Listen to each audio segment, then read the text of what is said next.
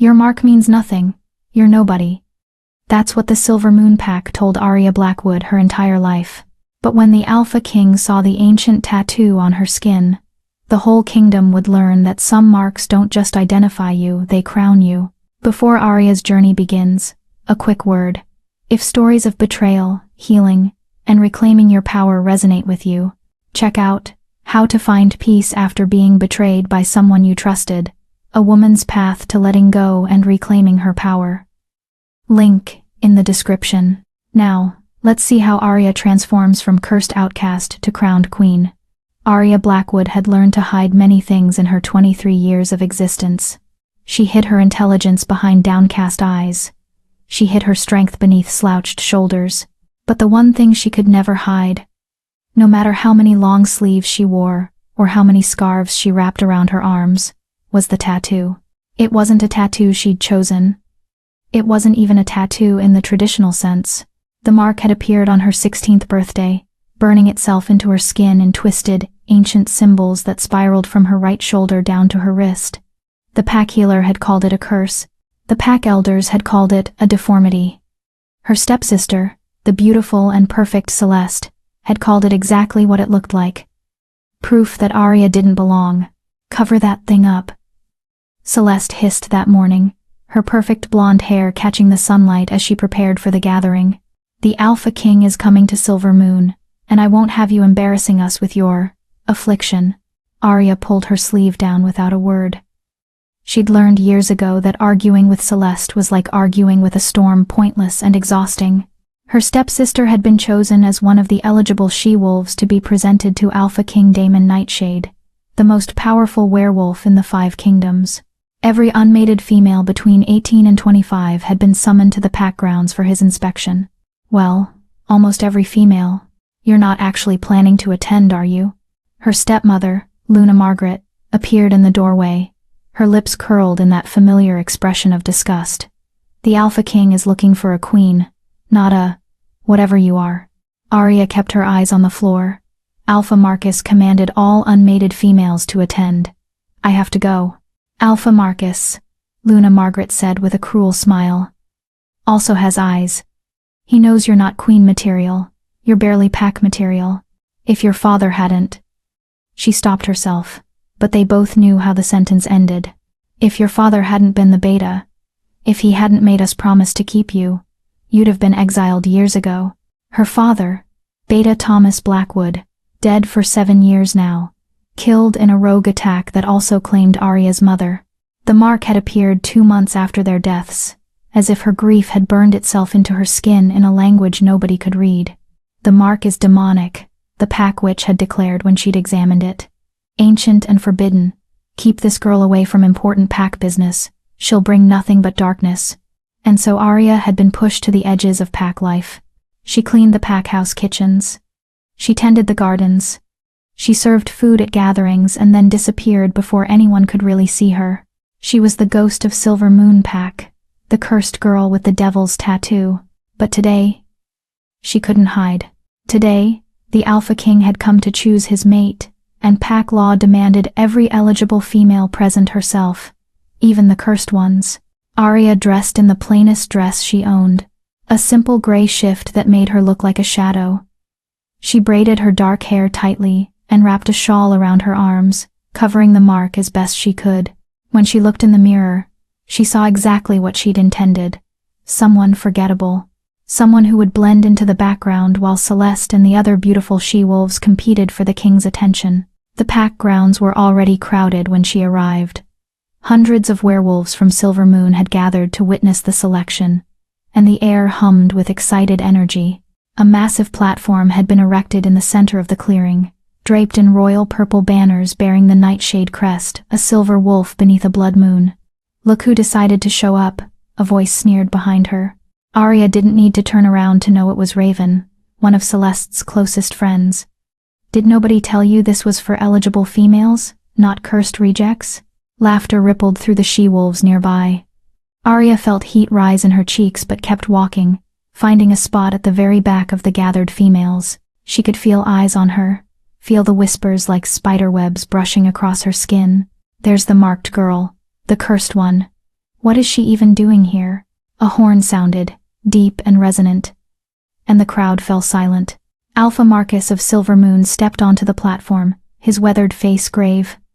"Brothers and sisters of Silver Moon Pack," he began, his voice carrying across the grounds. "Today we are honored beyond measure. Alpha King Daemon Nightshade has chosen our pack as one of his stops in the royal mate search.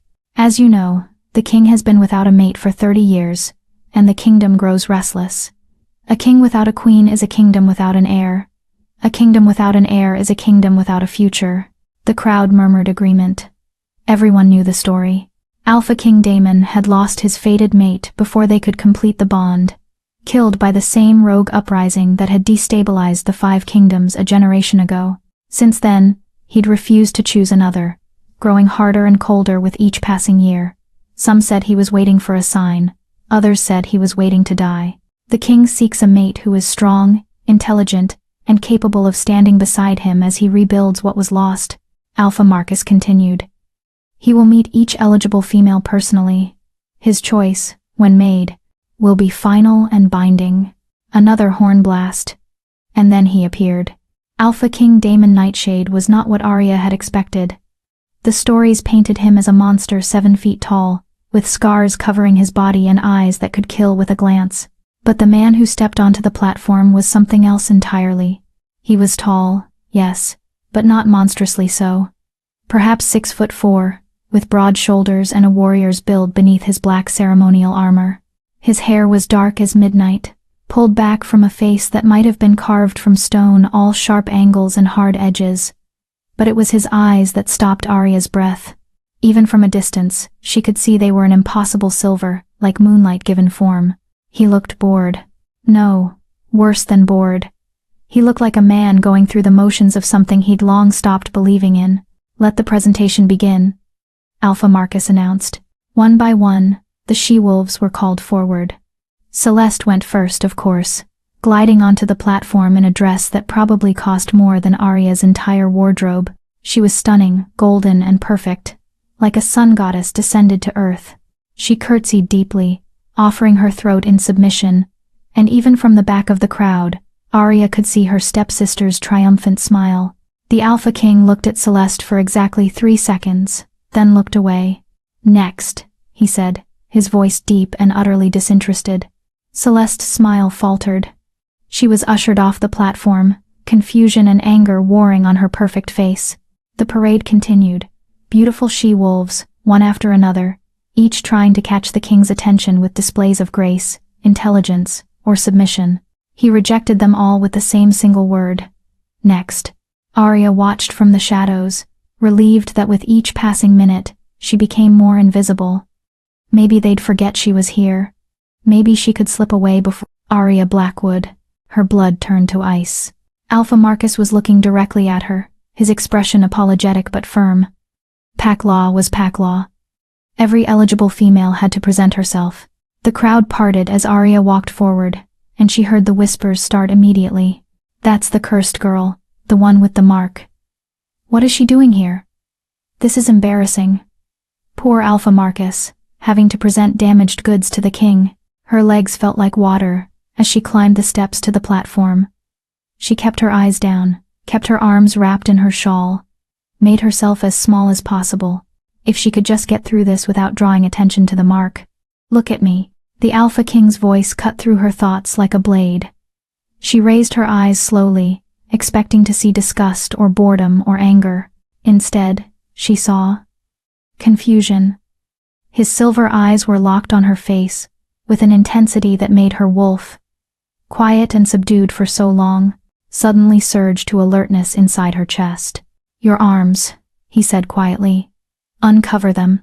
The crowd gasped. Arya's heart hammered against her ribs. "Your Majesty, That was not a request." His voice was soft but carried absolute authority. "Remove the shawl."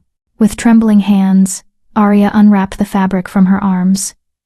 The mark blazed in the sunlight, those twisted, ancient symbols that had marked her as cursed for 7 years. She heard the crowd's collective intake of breath, heard Celeste's delighted laugh from somewhere in the audience. "He's going to reject her in front of everyone. He's going to humiliate her for daring to present herself with that thing on her skin. But when Arya finally looked up at the Alpha King, she didn't see disgust. She saw recognition. His silver eyes were wide. His face, that hard, carved stone face, had gone completely pale. He took a step toward her, then another, until he was close enough that she could see her reflection in his eyes. "Where did you get that mark?" His voice was barely a whisper, but in the sudden silence of the crowd, everyone heard it. It appeared on my 16th birthday, Arya stammered. The pack healer said it was a curse. I don't know what it... She didn't get to finish. The Alpha King had grabbed her arm, not roughly, but with a desperate urgency, and was staring at the symbols like they held the secrets of the universe. His fingers traced the spiral pattern, and everywhere he touched, the mark began to glow. Not with darkness. With light. Pure, silver light that pulsed in rhythm with her heartbeat. The crowd erupted in chaos. She-wolves screamed, males shouted. Alpha Marcus tried to restore order, but nobody was listening, because everyone was watching the impossible thing happening on the platform. The Alpha King dropped to one knee before Arya Blackwood, the cursed girl, the pack reject, the nobody with the devil's tattoo. And when he spoke, his voice carried across the entire clearing, silencing every wolf present. "The mark of the first Luna," he breathed, wonder and something like pain flooding his silver eyes. "It's real. After 300 years. It's real." He looked up at Arya, and she saw her entire world shift in his gaze. "You're not cursed," he said, and his voice broke on the words. "You're prophesied. Subscribe if you believe Arya deserves the truth about her mark. Because people like Arya need an audience that won't abandon them when everything they've been told is a lie. Drop a comment if Arya's pain is your pain too, if you've ever been called cursed when you were actually chosen. Chapter 2. The Prophecy Unveiled. The silence that followed the Alpha King's words was so complete that Arya could hear her own heartbeat thundering in her ears. 300 she-wolves stood frozen, their faces painted with shock, disbelief, and on Celeste's face, pure fury. Prophesied? Alpha Marcus was the first to find his voice, though it came out strangled. "Your Majesty, I don't understand. That mark has been examined by our best healers, our pack witch. They all declared it a curse. They were wrong." The Alpha King rose to his feet but didn't release Arya's arm. His grip was gentle, almost reverent, as if he was afraid she might disappear. Or perhaps they simply didn't know what they were looking at. "This mark." He turned Arya's arm so the crowd could see the glowing symbols. "This is the mark of the first Luna, written in the old tongue. It hasn't been seen since the Moonfall War 3 centuries ago." Arya's head was spinning. The old tongue? The Moonfall War? These were things from children's stories, legends told around fires to make pups behave. They weren't real. There must be some mistake. Luna Margaret pushed her way to the front of the crowd, her face pale but determined. "That girl is no one special. She's the daughter of a beta, nothing more. Her bloodline is common, her bloodline," the Alpha King interrupted, his silver eyes never leaving Arya's face, "is anything but common. Tell me, Arya Blackwood, what do you know of your mother's family?" Arya's mouth went dry. "Nothing, Your Majesty. She never spoke of them. My father said she was an orphan, raised by a traveling pack that dissolved before I was born." Something flickered in the king's expression, satisfaction mixed with sorrow. An orphan with no history, a woman who appeared from nowhere, carrying bloodlines she never spoke of.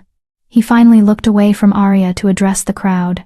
The first Luna, Selene Moonborn, was betrayed by her own sister during the Moonfall War. Before she died, she cast a prophecy that her line would continue in secret, hidden and protected, until the kingdom was ready to be made whole again. The sign of her return would be the mark, the sacred symbols of the moon goddess herself, appearing on the skin of her descendant when the time was right. "Fairy tales," Celeste spat from the crowd. Her beautiful face was twisted with rage. "You're going to choose her based on fairy tales? She's cursed.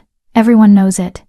She brings bad luck, darkness. She brings the return of the royal bloodline." The Alpha King's voice cut through Celeste's tirade like a blade. "The mark doesn't lie. It cannot be faked, cannot be replicated. It appears only on the true heir of Selene Moonborn, and only when the royal mate is near."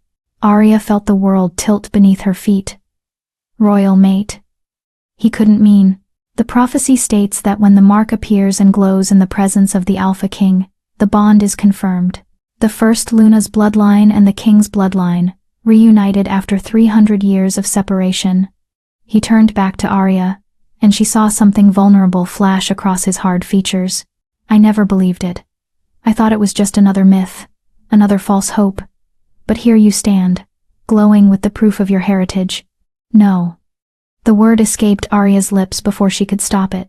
No, this is impossible. I'm nobody. I've been told my entire life that I'm cursed, that I'm worthless, that you've been told lies. The Alpha King's voice gentled. Lies meant to keep you small, to keep you hidden. Perhaps even lies meant to protect you, though those who told them didn't know what they were protecting you from. He glanced at Alpha Marcus. When did the mark appear? 7 years ago, Alpha Marcus said slowly, pieces clicking together in his mind. 2 months after her parents died in the rogue attack. The rogue attack that killed Beta Thomas Blackwood and his mate. The King's expression darkened. An attack that happened just outside Silvermoon territory, as if the rogues knew exactly where to find them.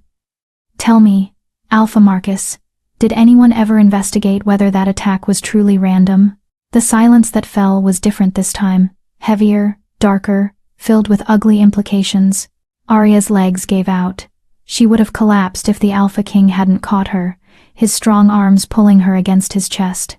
Through the shock and confusion, she felt it, the mate bond, snapping into place with such force that it stole her breath. Every nerve in her body lit up, recognizing him, knowing him in a way that transcended logic. No, she whispered against his armor. Please no, this can't be real. I know. His voice rumbled through his chest, and she felt his hand stroke her hair with unexpected tenderness. I know it's overwhelming. I know you've been taught to see yourself as cursed when you were actually hidden, kept safe until the time was right. But the bond doesn't lie, Arya. Can you feel it? She could. Moon Goddess help her. She could feel everything, his heartbeat synchronizing with hers, his wolf calling to her wolf. 7 years of loneliness and pain suddenly finding their answer in his presence.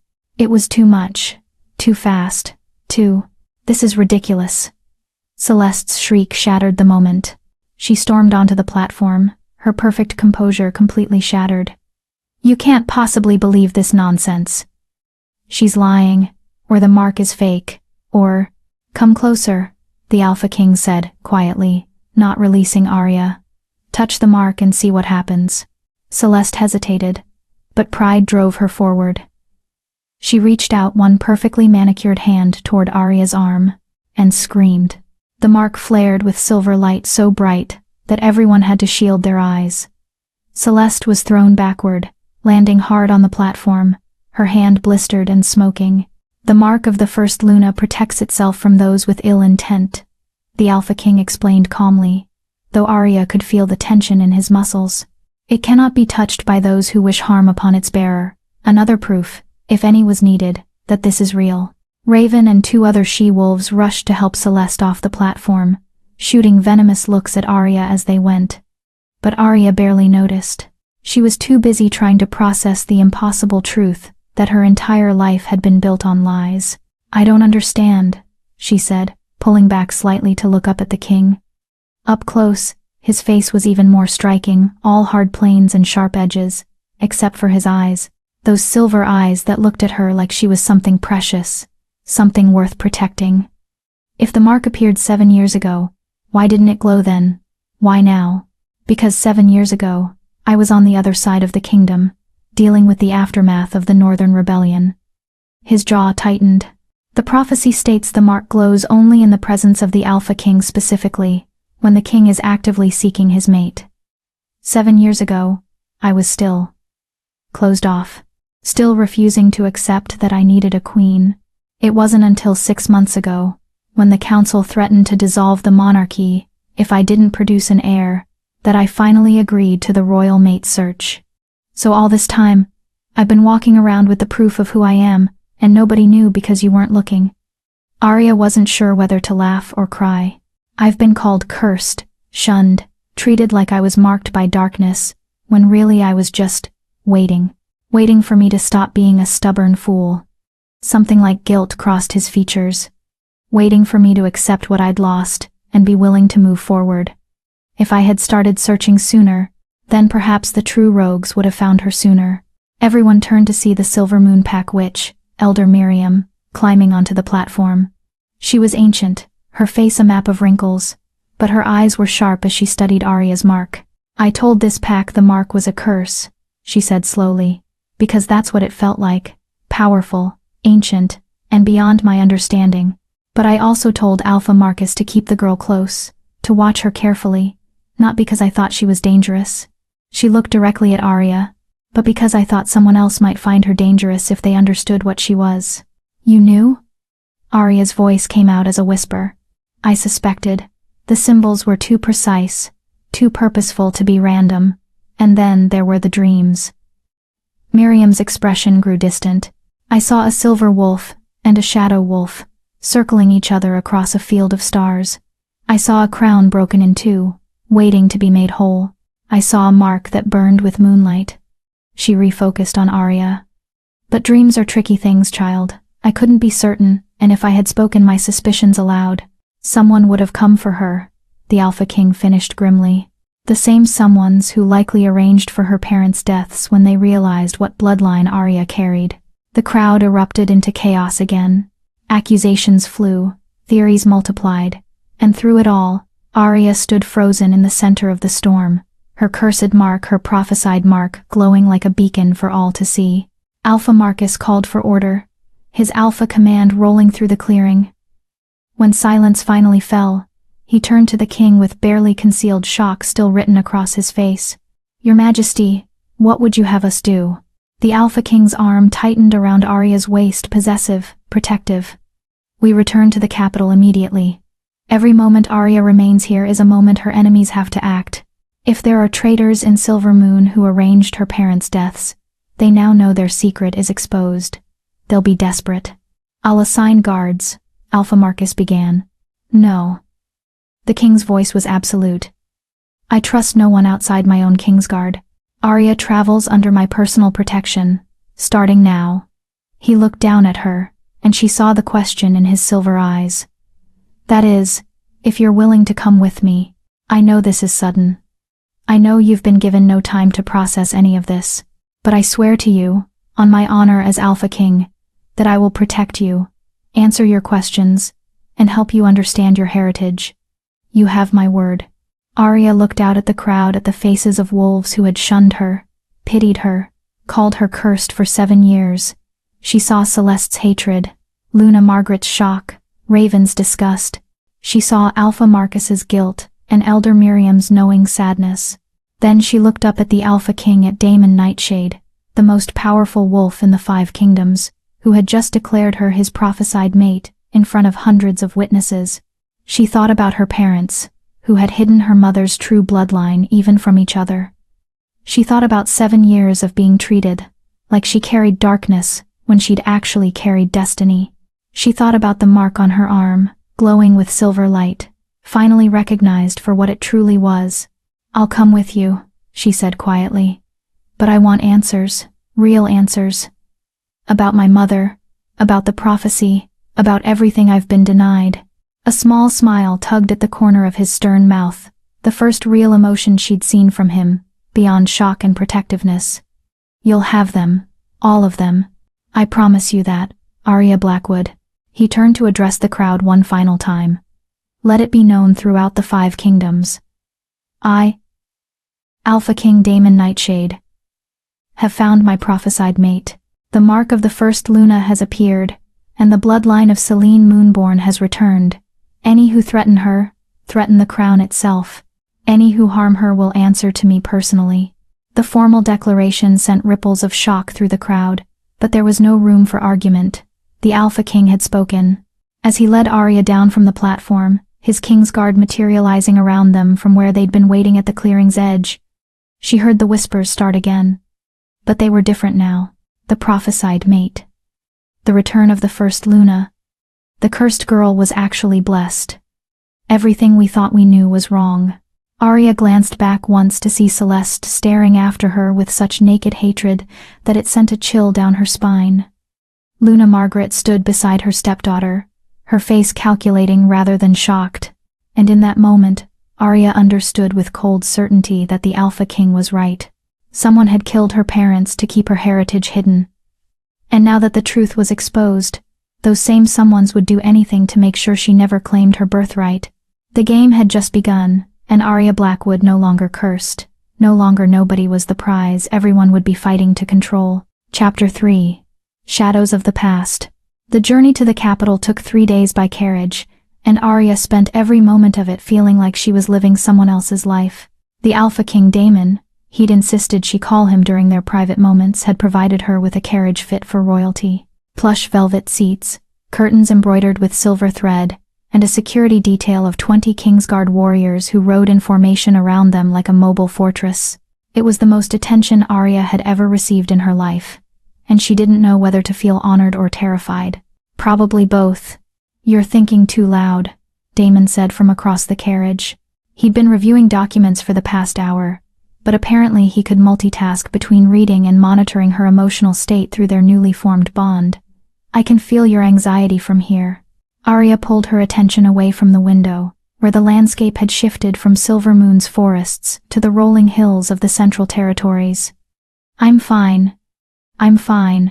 You're a terrible liar." He set down his papers and studied her with those unsettling silver eyes. "What's troubling you? Besides the obvious being told your entire identity was a lie, discovering your prophesied royalty, and being bound to a mate you met 3 days ago?" Despite everything, Arya felt a small smile tug at her lips. "When you put it that way, I can't imagine why I'd be anxious at all." Something softened in his expression. Over the past 3 days, Arya had learned that Daemon Nightshade had exactly 2 modes. The Alpha King, cold, controlled, absolutely commanding, and the man beneath the crown, who appeared in brief flashes when they were alone. The man who had gently helped her into the carriage when her legs had been shaking. The man who had ordered the convoy to stop when he'd sensed she needed air. The man who looked at her sometimes like she was a puzzle he desperately wanted to solve. "Talk to me," he said quietly. "We're going to be mates, Arya. Partners. That means I need to understand what's happening in that mind of yours." Arya twisted the fabric of her new dress, another gift from the king. This one deep blue silk that probably cost more than she'd earned in her entire life. "I keep thinking about my mother, about how she must have known what she was, what bloodline she carried. She chose to hide it, even from my father. Why would she do that? Why would she let me grow up thinking I was nobody when she could have prepared me for this?" Daemon leaned forward, his elbows resting on his knees. "I've been wondering the same thing. The more I consider it, the more I believe your mother was protecting you the only way she knew how." After the Moonfall War, Celene's remaining bloodline was hunted to extinction. The families who betrayed her wanted to ensure no heir could ever challenge the new order they'd established. "What new order?" "The broken one." Bitterness crept into his voice. Before the war, the 5 kingdoms were united under a single crown, Celene's crown. The Alpha King and the First Luna ruled together, their powers balanced and complementary. When Selene was killed and her bloodline supposedly eliminated, the crown fractured. My ancestor took control of what remained, but without the Luna's bloodline to balance the kings, the monarchy has been incomplete. Weaker. The Council of Alphas has spent 3 centuries slowly eroding royal authority, waiting for the moment they could dissolve the crown entirely. Arya absorbed this, pieces of a larger puzzle clicking into place. So my mother hid because if anyone knew she carried Celene's blood, they'd kill her. And you. Daemon's jaw tightened. Which is exactly what happened, I suspect, when someone figured out the truth. The question is, who knew, and how did they discover it? A knock on the carriage door interrupted them. Daemon's entire demeanor shifted instantly, the man disappearing, the king emerging. Enter. Captain Thorne, the head of Daemon's Kingsguard, opened the door. He was a mountain of a man, scarred and battle-hardened, with eyes that missed nothing. "Your Majesty, we're approaching the Crossroads Inn. Do you wish to stop for the night, or press on to the capital?" Daemon glanced at Arya, and she felt his concern through the bond worry that she was exhausted, that the journey was too much too soon. She straightened her spine, refusing to be seen as weak. "We can press on if needed," she said. "We stop," Damon overruled gently. "Arya needs rest, and I need to send advance word to the palace about our arrival. Captain, secure the inn. I want every guest vetted, every entrance watched." "Already done, Your Majesty," a hint of pride colored Thorne's gruff voice. "I sent scouts ahead 2 hours ago. The inn is cleared and secured." "Good man." Damon stood as the carriage rolled to a stop. "Have a private room prepared for Lady Arya, and Lady Arya will stay in the king's suite." A new voice interrupted. A woman appeared behind Captain Thorne, petite, dark-haired, with sharp features and sharper eyes. She wore the robes of a royal advisor, embroidered with symbols Arya didn't recognize. If the rumors about her identity are true, she cannot be housed in lesser accommodations. It would be a political insult before she's even presented to court. Damon's expression went glacial. "Advisor Chen, I don't recall summoning you to this journey." Arya's attention sharpened at the name. "Chen." The woman smiled, unbothered by the king's cold tone. "You didn't. But when word reached the capital that you'd found your prophesied mate, the council felt it necessary to send a representative to verify the claim and ensure proper protocols are followed." Her gaze slid to Arya, assessing and skeptical. "No offense intended to the young lady." "Of course, but you understand the council's concerns. 3 centuries of prophecy suddenly fulfilled by an unknown she-wolf from a minor pack? It raises questions." "The mark raised no questions," Damon said icily. "It confirmed everything. Marks can be faked." The temperature in the carriage seemed to drop 10 degrees. Arya felt Damon's fury through the bond like a physical force, barely leashed. "Are you suggesting I can't recognize the mark of the First Luna when I see it? That I would be fooled by some common trick?" "I'm suggesting," Chen said carefully, "that the council requires independent verification before they'll accept such an extraordinary claim. Surely you understand, Your Majesty. The implications are enormous. If she truly carries Celene's bloodline, it changes everything, the balance of power, the succession, the very structure of our government. The council cannot simply take your word for it, no matter how absolute your authority." Arya watched the exchange with growing unease. The woman's words were respectful enough on the surface, but underneath ran a current of challenge, of barely disguised threat. The council wanted to control this situation, control her, and they'd sent Chen to make sure that happened. "The council will have their verification," Damon said flatly. "Elder Sage in the capital can examine the mark and confirm its authenticity. Until then, Arya is under my personal protection, and will be treated with the respect due to the future queen. Are we clear, advisor?" Chen's smile never wavered. "Crystal clear, Your Majesty. I'll arrange for Elder Sage to be ready upon your arrival." She dipped her head in a mockery of a bow and withdrew. Captain Thorne gave Damon an apologetic look before closing the carriage door. The silence that followed was heavy. Arya could feel Damon's rage, simmering beneath his controlled exterior, could sense him fighting to calm himself before he spoke. "I'm sorry," he finally said. "The council has been difficult since I announced the mate search. They see it as their last chance to seize control before I produce an heir and secure the monarchy. They'll test you, try to prove you're a fraud or manipulate you into serving their interests. You need to be prepared for that." "I'm not a fraud," Arya said quietly. "I know." He met her eyes, and the intensity there made her breath catch. "But they'll try to make you doubt yourself anyway. They'll dig into your past, question every aspect of your life, look for any weakness they can exploit. Politics in the capital are vicious. Nothing like what you've experienced in Silver Moon." Arya thought about 7 years of being called cursed, of being shunned and humiliated, and pushed to the margins of pack life. "I think I can handle vicious." A ghost of a smile crossed his face. "Yes, I think you can." He stood and offered her his hand. "Come, let's get you settled for the night. Tomorrow we reach the capital, and then the real game begins." The Crossroads Inn was nothing like Arya had imagined. She'd expected something rustic, a simple way station for travelers. Instead, She found luxury that rivaled packhouse crystal chandeliers, polished marble floors, and staff who bowed so low their foreheads nearly touched the ground when Damon entered. The king's suite was on the top floor, isolated from the other rooms and guarded by 6 Kingsguard. Inside, it was more apartment than room, a sitting area with plush furniture, a dining table set for 2, and through an archway, a bedroom with a bed large enough to sleep 4. Arya stopped in the doorway of that bedroom, suddenly very aware that she and Damon were mates, that the bond between them hummed with unresolved tension, that despite everything happening around them, there was this attraction, this pull that had nothing to do with prophecies and everything to do with the man standing behind her. "I'll sleep on the couch," Damon said quietly, reading her hesitation. "I know this is all moving too fast. I won't. I'm not going to pressure you into anything physical before you're ready." Arya turned to face him, studying this powerful man who had just offered to sleep on furniture far too small for his frame, out of respect for her comfort. The bond wants to be completed. The bond can wait. His silver eyes held hers. Yes, traditionally mates complete the bond quickly to solidify their connection. But you've had your entire world turned upside down in 3 days.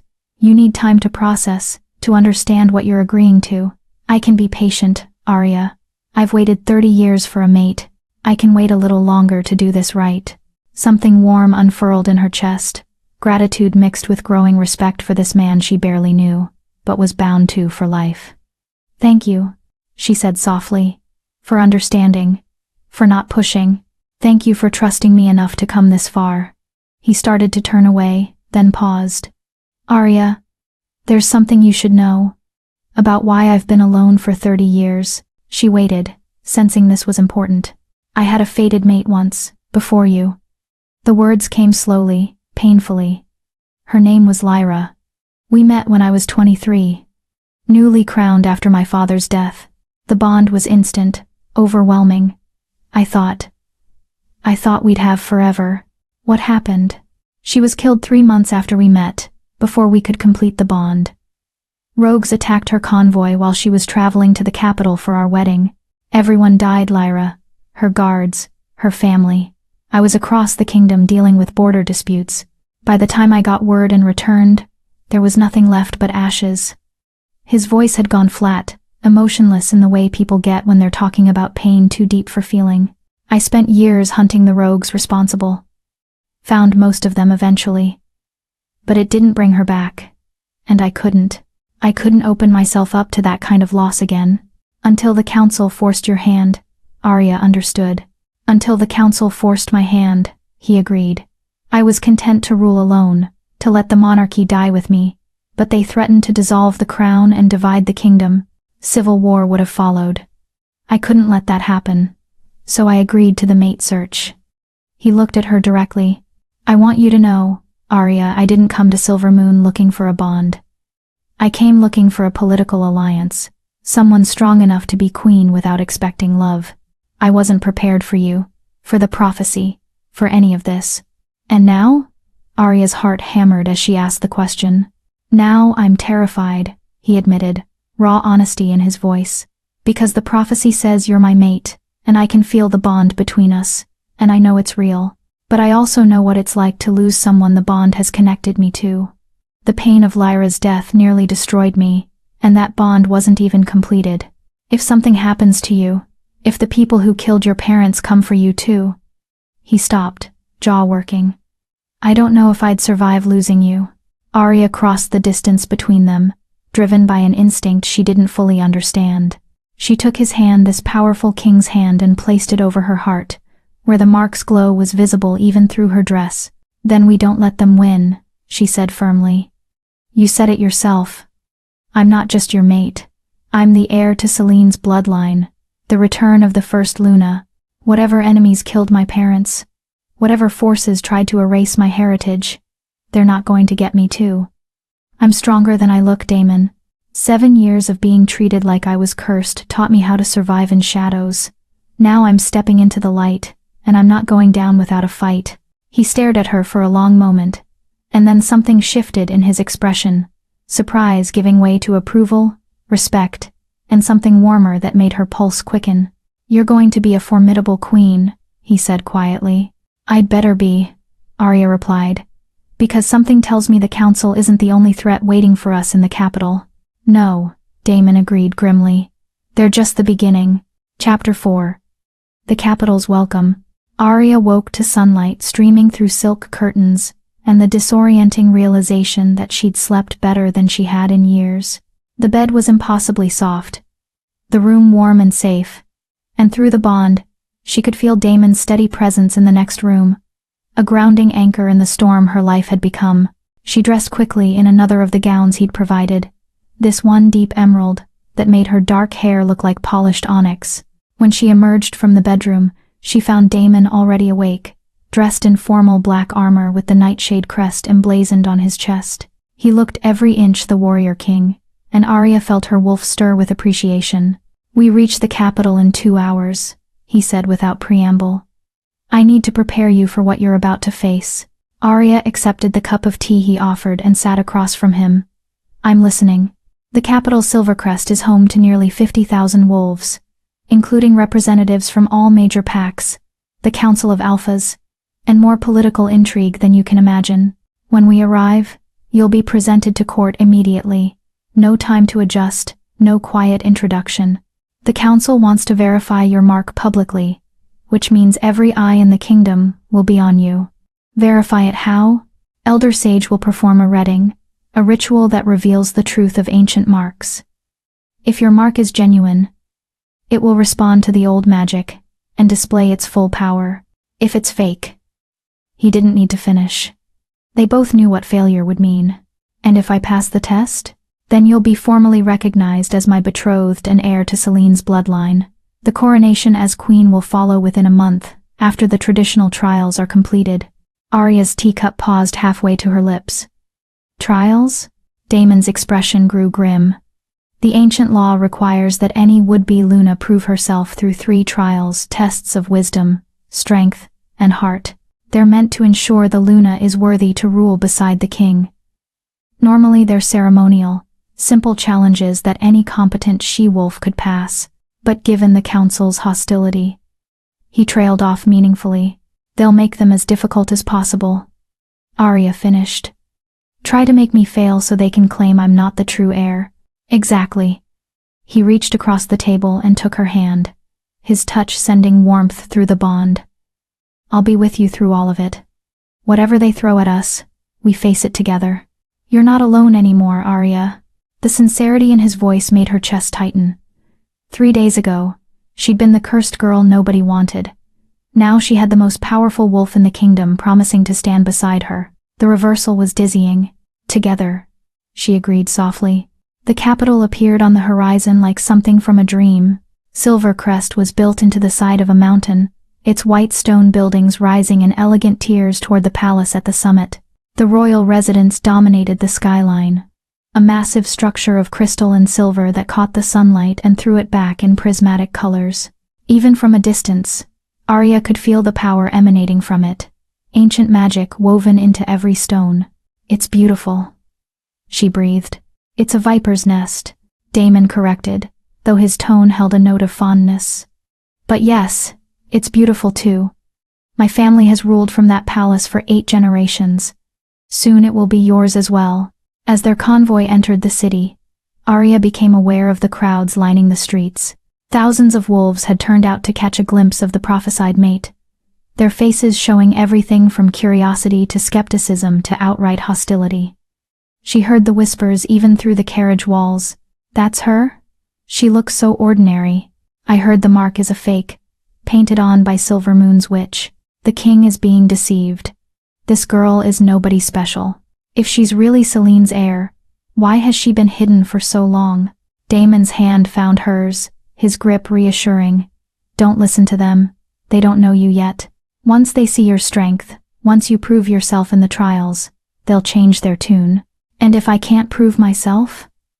The question escaped before Arya could stop it, giving voice to the fear that had been growing since they left Silvermoon. What if I'm not strong enough, Daemon? What if the mark is real but I'm not actually capable of being what the prophecy says I should be? He turned to face her fully, his silver eyes intense. Then we'll discover that together.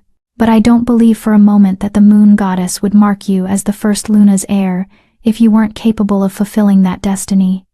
The mark chose you, Arya. Trust in that, even when you can't trust in yourself. The carriage began climbing the winding road toward the palace, and Arya forced herself to take deep breaths to calm the panic rising in her chest. She was no longer the invisible girl from Silvermoon. She was about to be presented as the future queen of the Five Kingdoms, and there would be no hiding, no fading into the background. This was her moment to step into the light or be consumed by it. The palace interior was even more breathtaking than the exterior. Arya barely had time to process the soaring ceilings, the tapestries depicting ancient battles, the channels of water that ran through the floors reflecting light like liquid silver. Daemon led her through corridors filled with servants who bowed and courtiers who stared, until they reached a massive set of double doors carved with the images of two wolves, one silver, one shadow circling a crown. "The throne room," Daemon said quietly. "Beyond these doors is the Council of Alphas and most of the court. They've been waiting for our arrival." He studied her face, concern flickering through the bond. "Last chance to take a moment, catch your breath. I can make them wait, if you need." "No." Arya straightened her spine, calling on every ounce of strength she'd developed during 7 years of surviving as an outcast. "I'm ready. Let's show them what a cursed girl can do." Pride flashed across Daemon's features. He raised his hand, and the doors swung open. The throne room was massive, easily large enough to hold 1,000 wolves, and it seemed like every single one of those 1,000 wolves was present, packed into the space and all turning as one to stare at Arya as she entered on the Alpha King's arm. At the far end of the room sat 7 thrones arranged in a semicircle, the Council of Alphas, the most powerful pack leaders in the 5 kingdoms. Arya recognized the setup from her father's stories. The center throne was the Alpha King's, elevated above the others. The 6 surrounding thrones belonged to the council members, positioned to advise and theoretically balance the crown's authority. Currently, all 6 council members were present, their expressions ranging from skeptical to openly hostile. The only empty throne was Daemon's. "Alpha King Daemon Nightshade returns to court," a herald announced, his voice magically amplified to carry through the massive space. Accompanied by Lady Arya Blackwood of Silvermoon Pack, bearer of the mark of the First Luna and claimed mate of the Alpha King. The whispers started immediately, a rustling sound like wind through dead leaves. Arya kept her chin high, refusing to show the fear churning in her stomach. Daemon led her forward, their footsteps echoing on the marble floor. As they approached the council thrones, Advisor Chen emerged from the shadows, that same calculating smile on her face. "Your Majesty, the council has assembled as requested for the verification ceremony. Elder Sage awaits your command to begin the reading." "Then let's not keep them waiting." Daemon's voice carried absolute authority. He turned to Arya, and for just a moment, his expression softened. "Remember, whatever happens, I'm here." An ancient woman stepped forward, so old she seemed almost translucent. This had to be Elder Sage, the most powerful seer in the 5 kingdoms.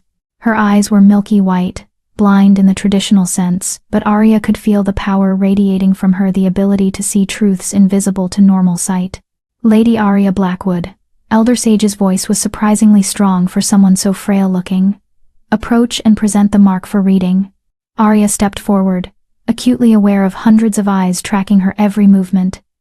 She removed her glove and pushed up her sleeve, revealing the mark in its full glory. The symbols seemed to sense the importance of the moment, beginning to glow faintly even before Elder Sage touched them. The old woman's blind eyes focused unnaturally on the mark. She extended one gnarled hand and placed it directly over the swirling symbols. The reaction was immediate and spectacular. Silver light exploded from the mark, so bright that wolves throughout the room had to shield their eyes. The symbols lifted from Arya's skin, floating in the air between her and Elder Sage, growing larger and more intricate with each passing second. Arya felt power surge through her body, ancient and wild, the magic of the First Luna recognizing one of its own. And then she heard it, a voice that wasn't a voice, speaking directly into her mind in words she shouldn't understand but somehow did. "The bloodline awakens. The broken crown shall be made whole. She who bears the mark shall walk in shadow and light, shall face 3 trials, and shall restore what was lost. So was prophesied, so shall it be. The voice faded, and the symbols slowly returned to Arya's skin, settling back into their usual pattern but now glowing with permanent silver light that hadn't been there before. Elder Sage removed her hand and turned to face the council, her blind eyes somehow managing to convey absolute certainty. "The mark is genuine," she declared, her voice ringing through the throne room. "This woman carries the bloodline of Selene Moonborn, first Luna of the Five Kingdoms. The prophecy has been fulfilled. The heir has returned." The silence that followed was absolute. Then chaos erupted. Half the room burst into excited chatter, wolves discussing what this meant, how it would change everything. The other half erupted in protests and accusations, unwilling to accept what they'd just witnessed. From the council thrones, a male voice cut through the noise like a blade. "One moment, Elder Sage." Arya turned to see one of the council members rising, a massive alpha with gray-streaked hair and cold eyes. Everything about him radiated power and barely concealed hostility. "Alpha Victor Ironjaw," Daemon's voice dropped to a warning growl. "You have something to say?" "I do." Victor descended from his throne, moving with predatory grace toward Arya. "The mark may be genuine, but that only proves she carries Selene's blood. It doesn't prove she's worthy to be queen. The ancient law is clear. Any would-be Luna must pass the 3 trials before she can claim the crown." "I'm aware of the law," Daemon said icily. "Then you're also aware that the trials can be adapted to suit the circumstances." Victor's smile was cruel. "Given the extraordinary nature of this claim, the council has voted to invoke our right to design trials worthy of testing a prophesied heir. After all, if she's truly meant to restore the broken crown, she should be able to handle challenges beyond the ceremonial nonsense we usually employ." Arya felt Daemon's fury through the bond like a physical force. "The trials are meant to test worthiness, not be instruments of sabotage." "Sabotage? Sabotage?" Victor's eyebrows rose in mock innocence. "Your Majesty, we simply wish to ensure that the woman who will stand beside you is truly capable of bearing the crown. Surely you want the same?" It was a trap, and they all knew it. If Daemon argued against the trials, it would look like he doubted Arya's abilities. If he agreed, he'd be letting the council design challenges specifically meant to make her fail. Before Daemon could respond, Arya stepped forward. "I'll take the trials," she said clearly, her voice carrying through the throne room. "Whatever tests the council designs, I'll face them. Because I'm not afraid of proving myself to anyone. Subscribe if Arya's courage inspires you. Because women who've spent their lives being underestimated deserve an audience that believes in them when they finally step into their power. Drop a comment. What would you do if the council tried to sabotage your destiny?" Victor's smile widened, predatory and satisfied. "Excellent. Then let the first trial begin. Immediately." "What?" Daemon's control finally snapped. "That's not how this works.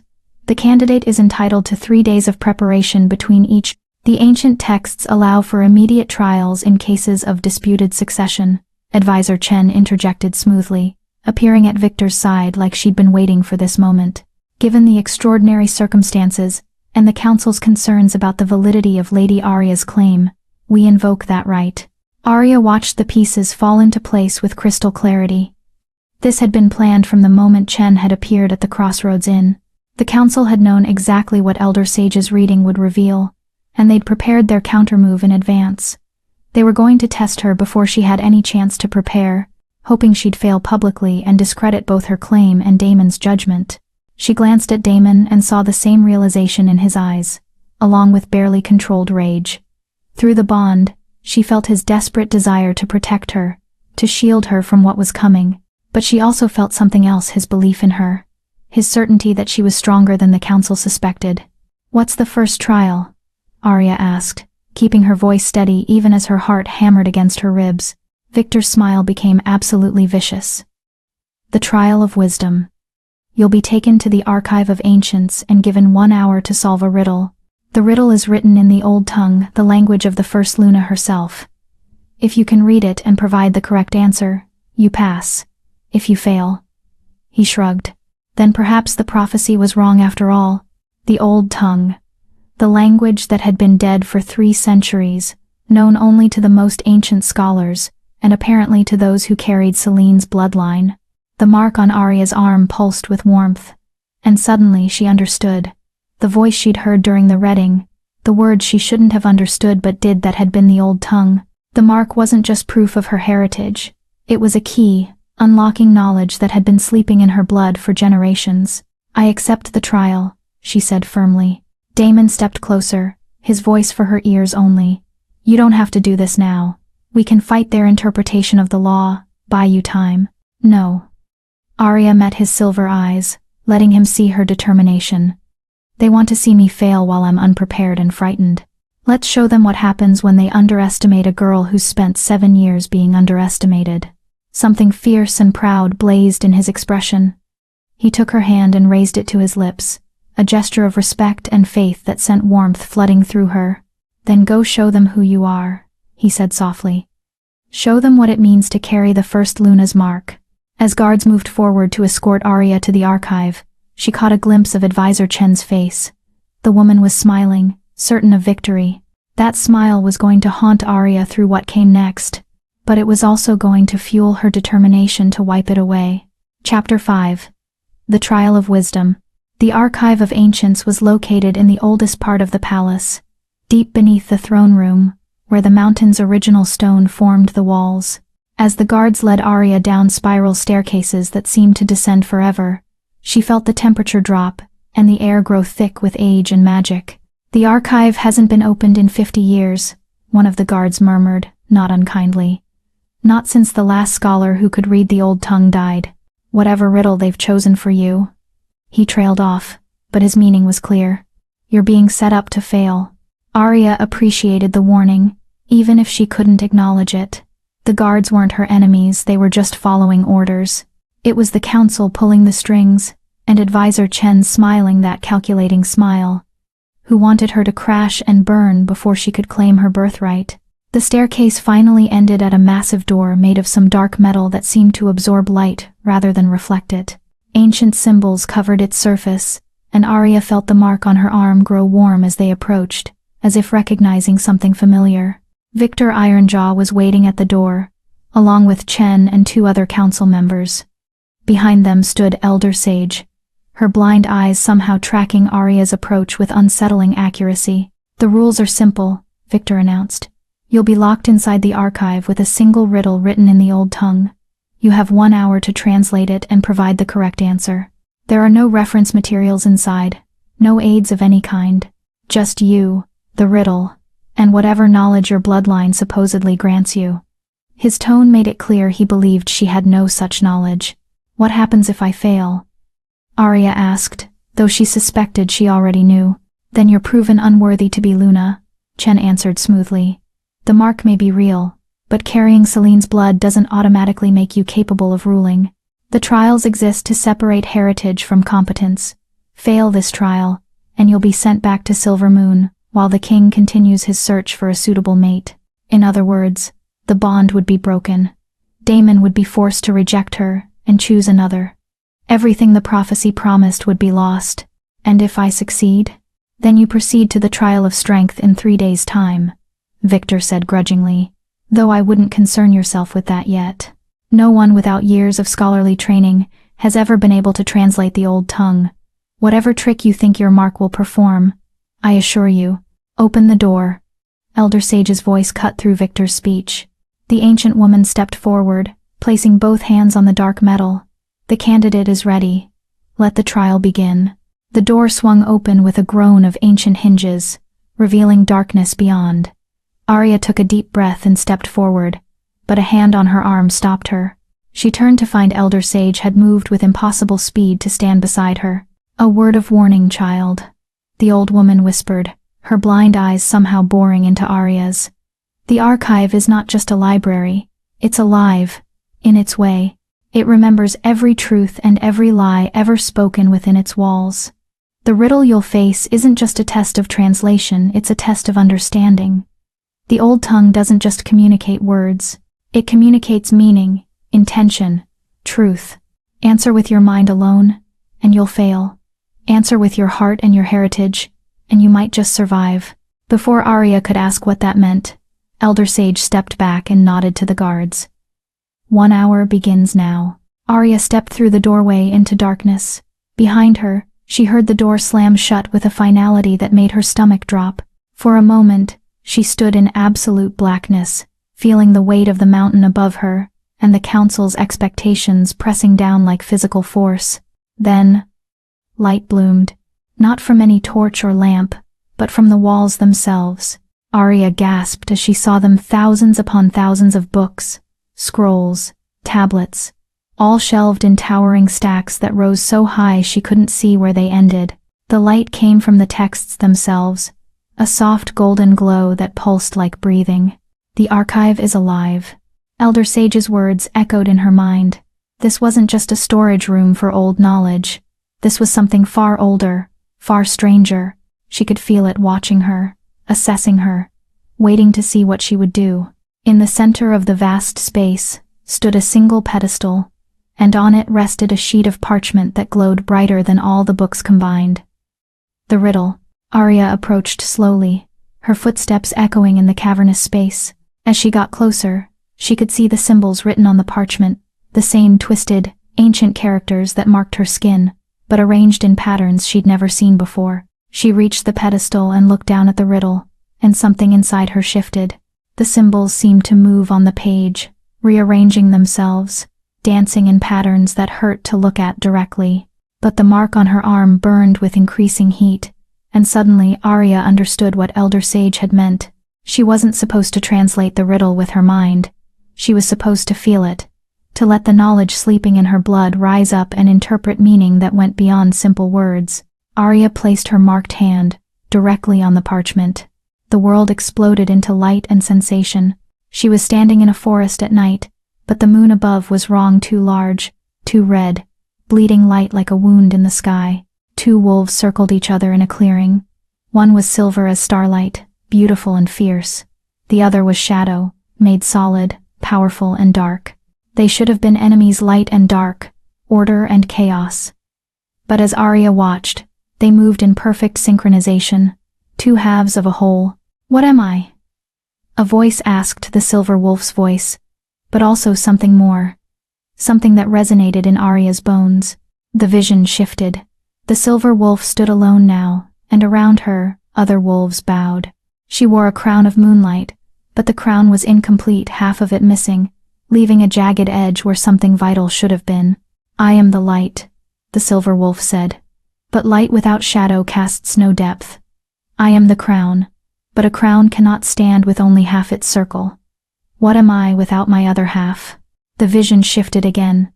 Now Arya saw the shadow wolf, alone in darkness, powerful but incomplete. Around him, wolves fought and bled.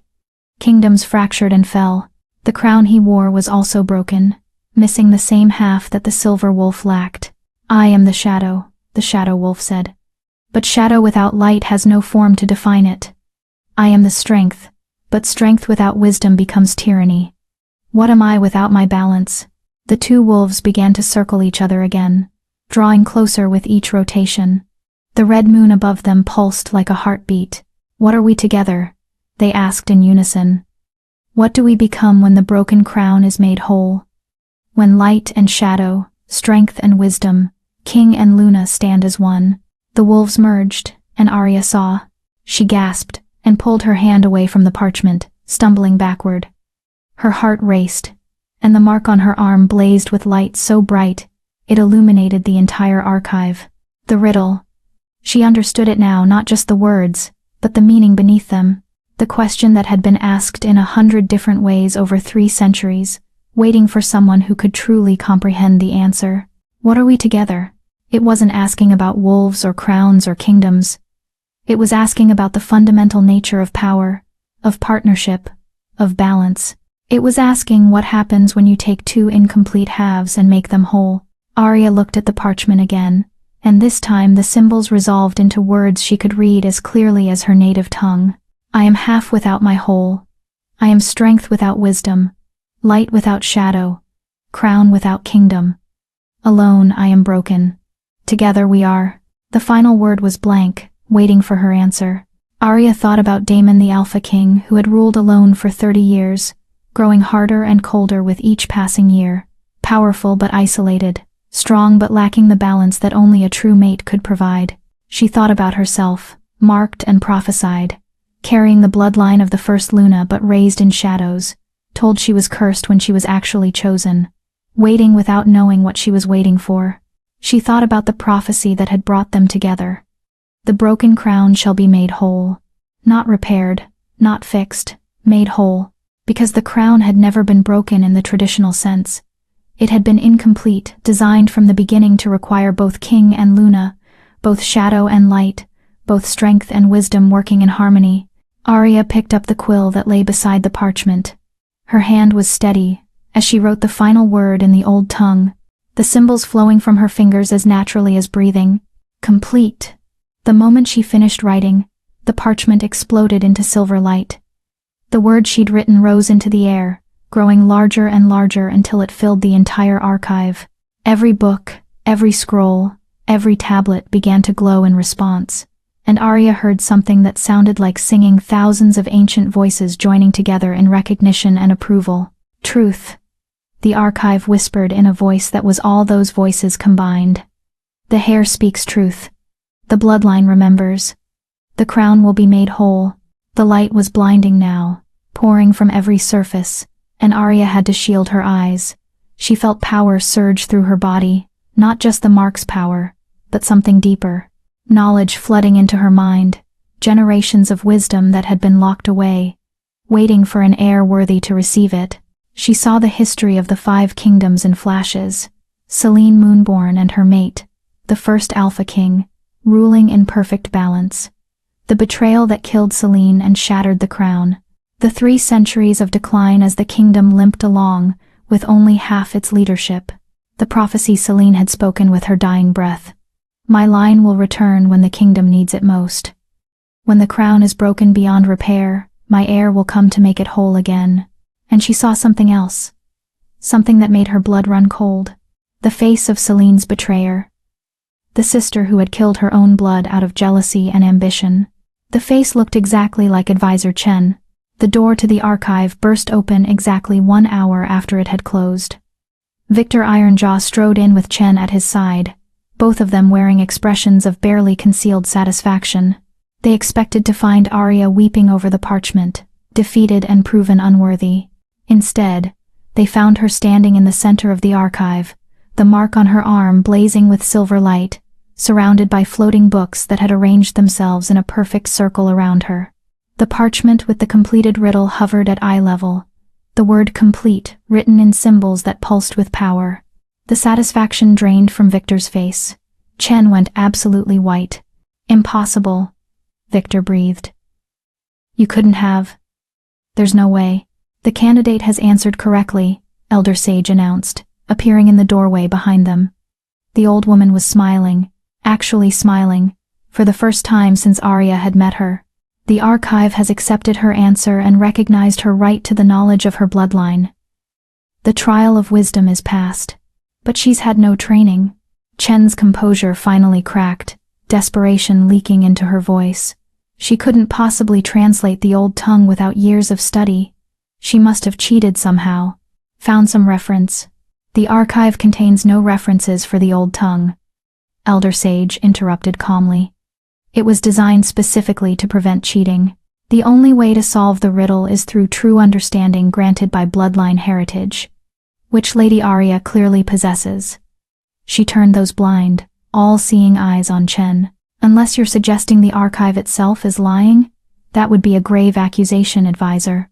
One might wonder why you're so desperate to see this candidate fail.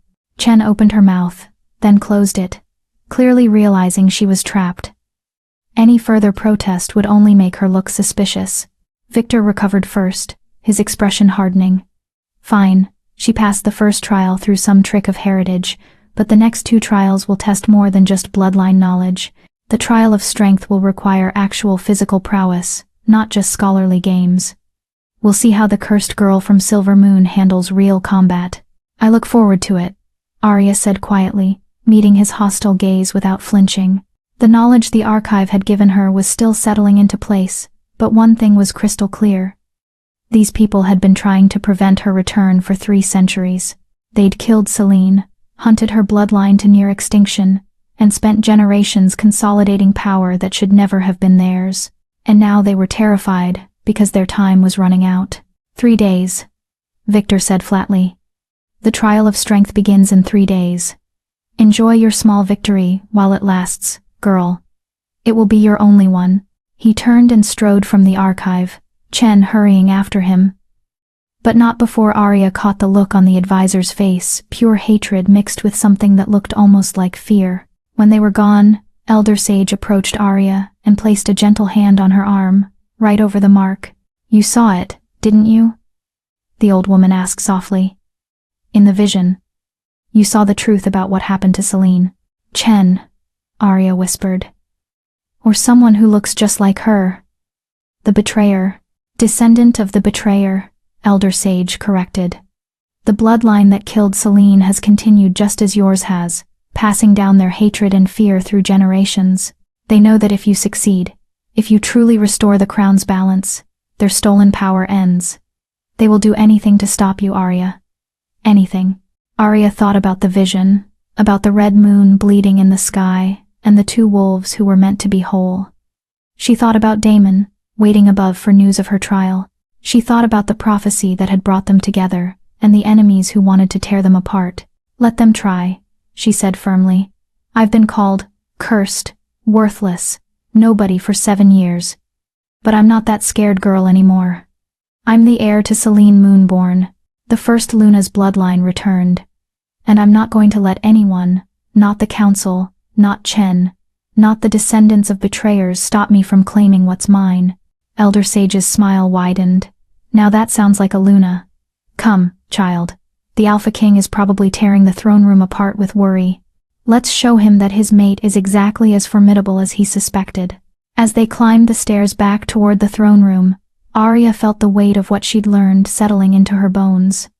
The trials weren't just about proving herself worthy. They were about surviving long enough to expose the conspiracy that had controlled the kingdom for 3 centuries. But she wasn't alone anymore. She had Daemon, had the bond, had the archive's knowledge flowing through her blood.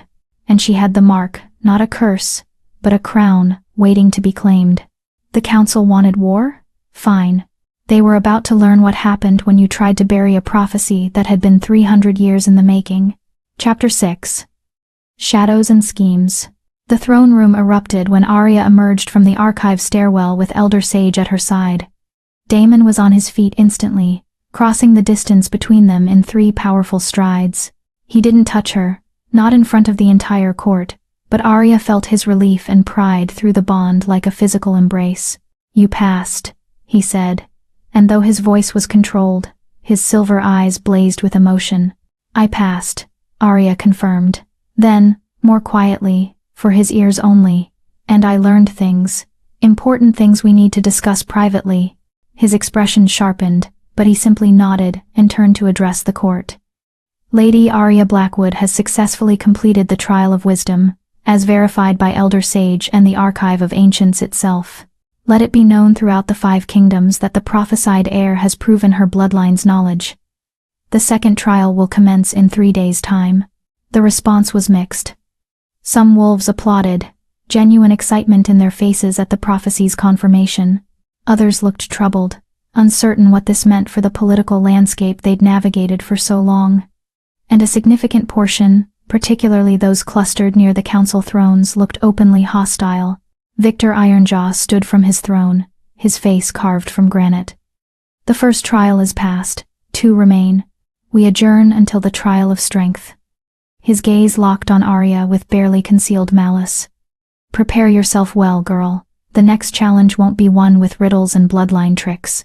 As the court began to disperse, Daemon placed a hand at the small of Arya's back, a gesture of support and possession that wasn't lost on anyone watching. Come. You need rest, and we need to talk. He led her through a side door, away from the main corridors, with Captain Thorne and 4 Kingsguard falling into formation around them. They moved through passages Arya suspected few courtiers knew existed, finally arriving at a set of ornate doors guarded by 2 more Kingsguard. The king's private chambers, Damon explained as the doors opened. The most secure location in the palace. No one enters without my express permission. The chambers were stunning, less opulent than Arya had expected, but clearly designed for comfort and functionality. A large sitting area with floor-to-ceiling windows overlooked the city below. Bookshelves lined one wall, filled with texts that looked well-read rather than decorative. Through an archway, she could see a bedroom with that same massive bed that seemed to follow them everywhere.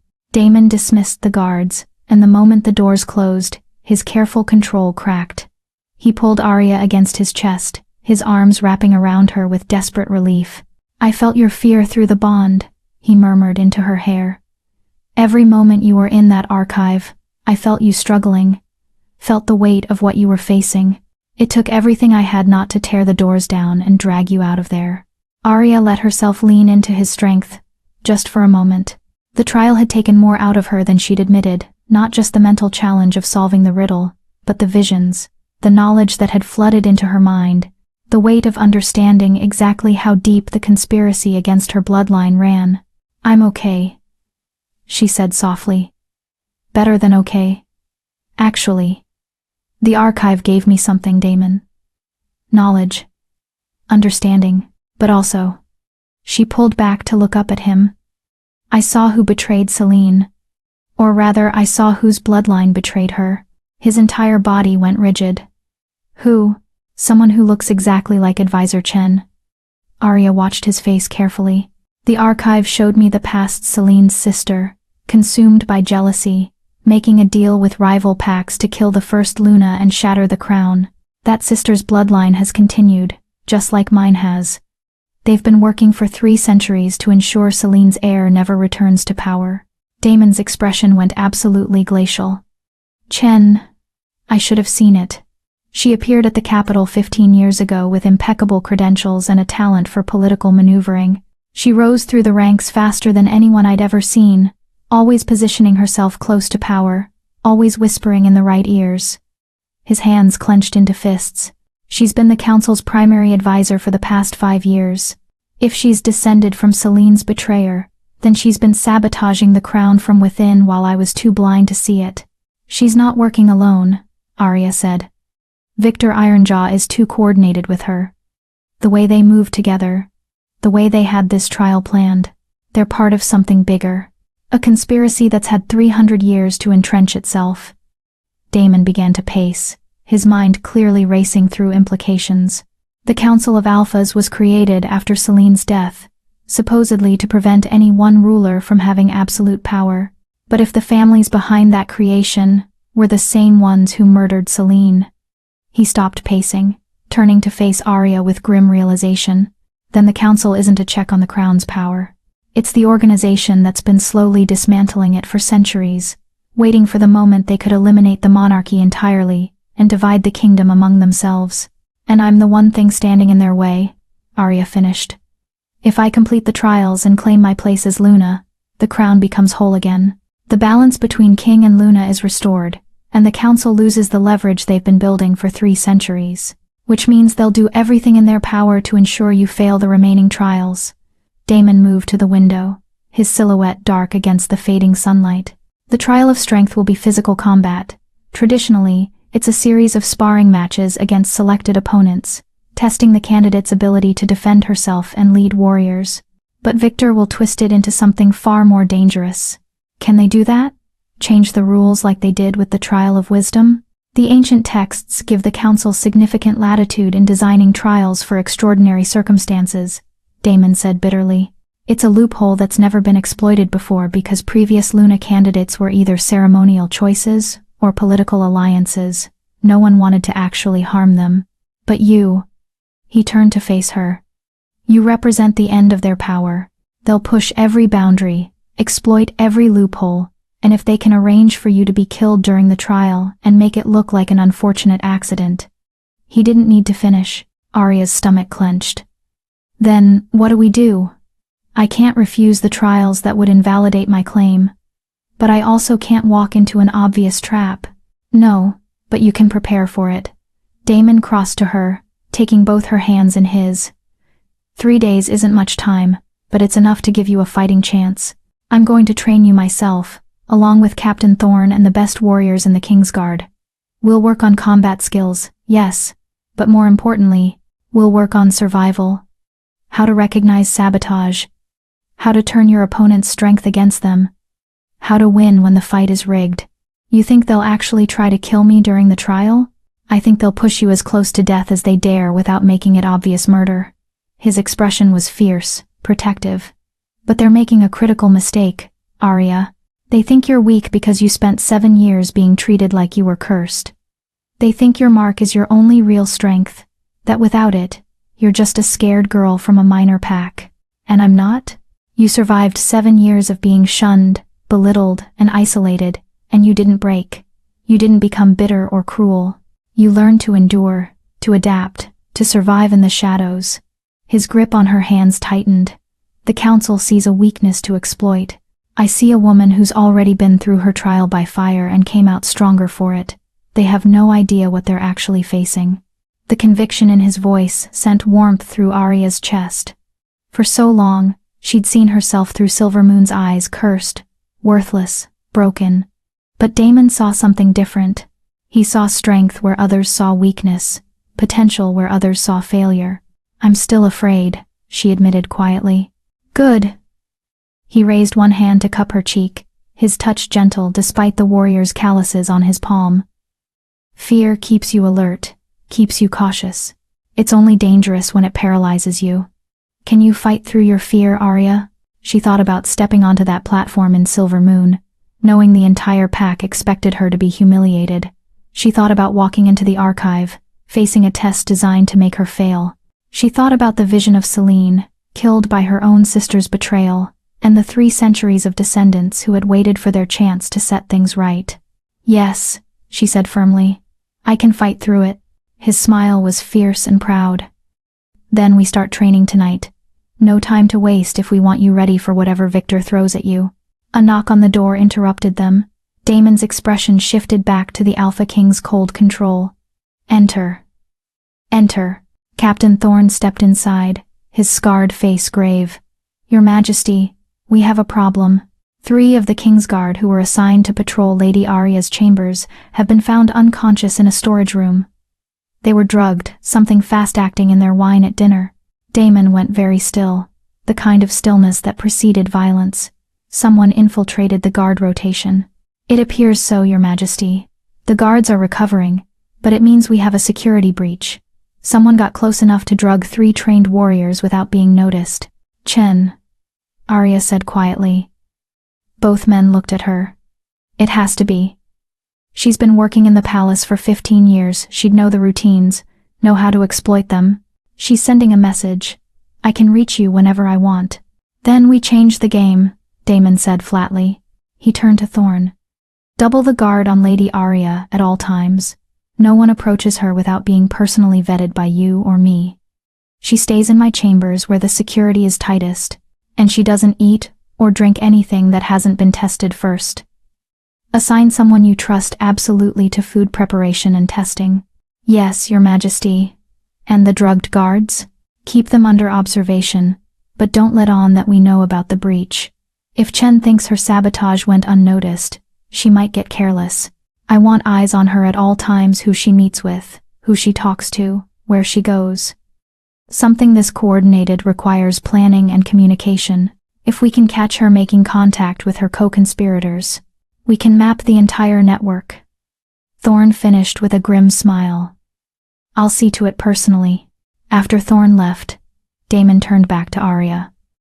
I'm sorry, I should have anticipated this. Should have known they'd move against you the moment you passed the first trial. You can't predict everything, Arya said, though her hands were trembling slightly as the reality of the situation sank in. Someone had tried to get to her tonight.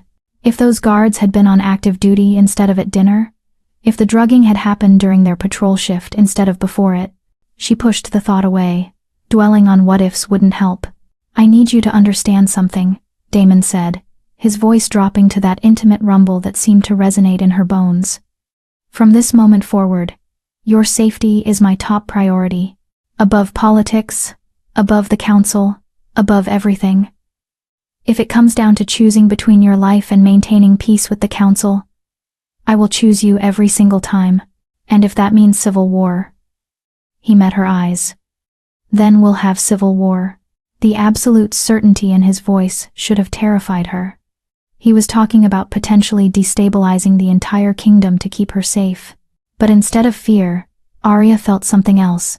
A fierce gratitude that she finally had someone who would fight for her the way no one ever had before.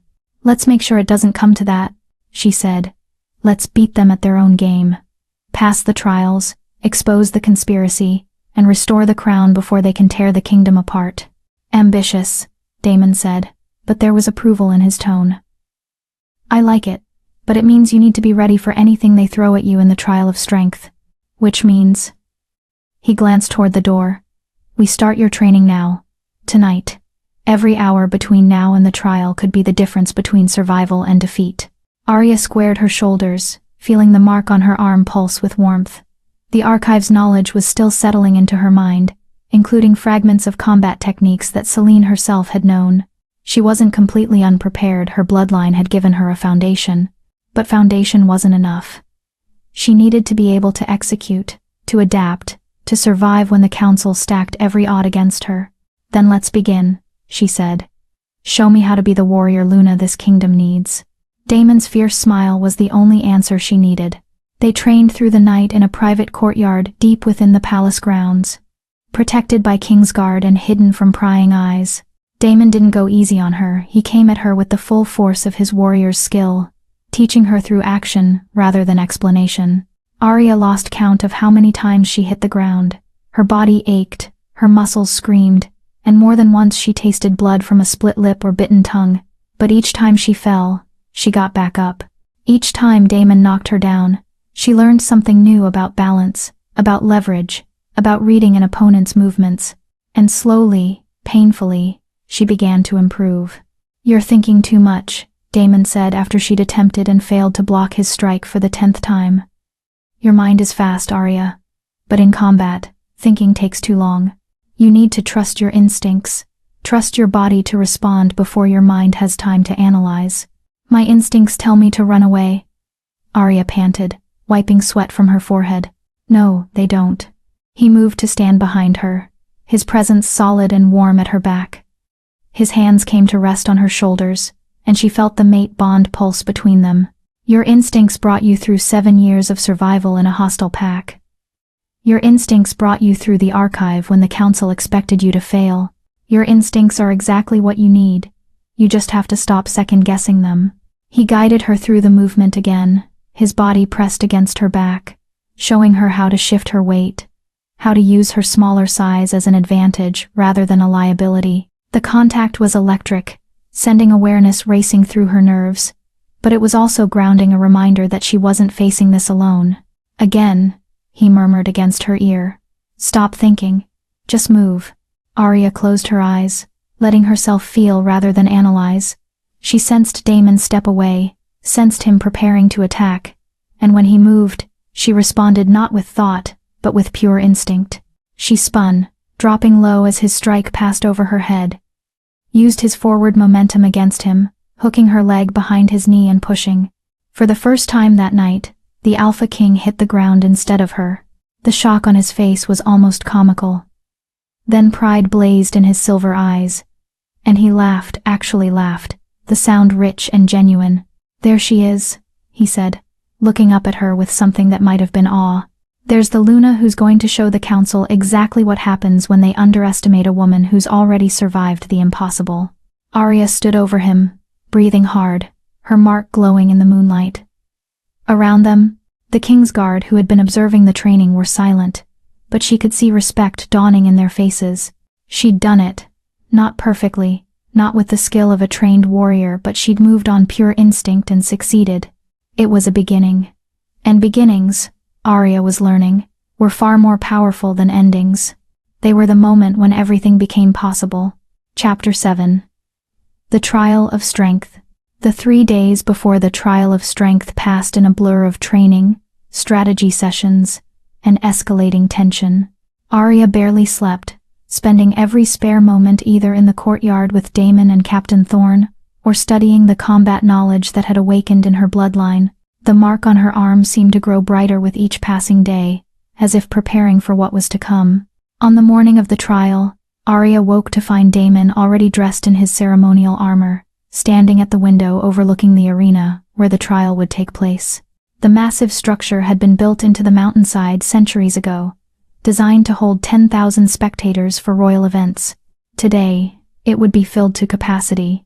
Word had spread throughout the 5 kingdoms that the prophesied heir would face the trial of strength, and wolves had traveled from every territory to witness either her triumph or her destruction. "You don't have to do this," Daemon said quietly, not turning from the window. Through the bond, Arya felt his conflict pride in her strength, warring with terror at the thought of losing her. "We could leave right now. Take the Kingsguard loyal to us and disappear. Build a life somewhere the council can't reach us." Arya crossed to stand beside him, looking down at the arena below. She could see workers setting up weapons racks, combat circles, medical stations positioned at strategic points, everything ready for bloodshed. "You know I can't do that," she said softly. "If I run, the prophecy fails, the crown stays broken, and 3 centuries of your family trying to hold the kingdom together alone continues until it finally collapses completely." She took his hand, threading her fingers through his. "Besides, I didn't survive 7 years of being called cursed just to run away when things get hard. I'm seeing this through, Daemon, all the way to the end." He finally turned to look at her, and the raw emotion in his silver eyes made her breath catch. "I love you," he said, the words seeming to surprise even him. "I didn't think I could feel this way again after Lyra. Didn't think I wanted to, but you." He raised their joined hands to his lips. "You walked into my life marked by prophecy and proved to be so much more than destiny. You're brave and brilliant and stubborn as hell, and somewhere in the past week, I fell completely in love with you." Arya felt tears prick her eyes. "I love you too. I didn't think anyone would ever see past the curse, would ever see me. But you did. You saw exactly who I was, and you didn't flinch. Then let me fight for you in this trial. Let me be your champion. The ancient laws allow it." "No." Arya squeezed his hand. "This is my trial, my claim to prove. If you fight for me, it undermines everything. The council will say I'm too weak to deserve the crown, that I'm hiding behind your strength." She managed a small smile. "Besides, you've spent 3 days teaching me how to survive. Time to see if I learned anything." Before he could argue further, a knock came at the door. Captain Thorne entered, his expression grim. "Your Majesty, Lady Arya, it's time. The council is assembled, and the arena is full. They're waiting for the trial to begin." He paused, then added quietly, "I've inspected every weapon, every piece of equipment. There are irregularities, blunted blades that have been secretly sharpened, armor that's been weakened at critical points. Someone has been tampering with the trial setup." "Chen," Daemon growled. "She's making sure the accidents she plans will be fatal." "I've replaced everything suspicious with equipment from our own armory," Thorne continued. "But, Your Majesty, I need you to understand, even with proper equipment, this trial is going to be dangerous. Victor has assembled the 3 most lethal warriors in the kingdom as Lady Arya's opponents. These aren't ceremonial matches. They're execution attempts disguised as tests of strength." Arya had expected nothing less. "Who am I fighting?" First match. Chaol Bloodfang, the Northern Territories champion. Undefeated in 57 consecutive battles. Thorne's scarred face was grave. Second match. Zara Nightstrike, the only female alpha in the 5 kingdoms, known for her ruthless efficiency and for never taking prisoners. Third match. He hesitated. Victor Ironjaw himself. The room went silent. Daemon's fury through the bond was a living thing, barely contained. "The council leader is fighting in the trial?" Arya asked, disbelief coloring her voice. "That's allowed?" "Unfortunately, yes," Thorne said. "The ancient texts permit council members to serve as trial opponents if they believe the candidate's claim is fraudulent and wish to personally test their worthiness. Victor invoked that right yesterday. It's a clear message. He intends to end this himself." "Over my dead body," Daemon snarled. I won't stand by while he tries to murder you in front of the entire kingdom. You will, Arya said firmly, surprising both men. Because if you interfere, we lose everything. The council will declare the trial invalid, my claim forfeit, they'll force you to choose another mate, and everything we fought for disappears.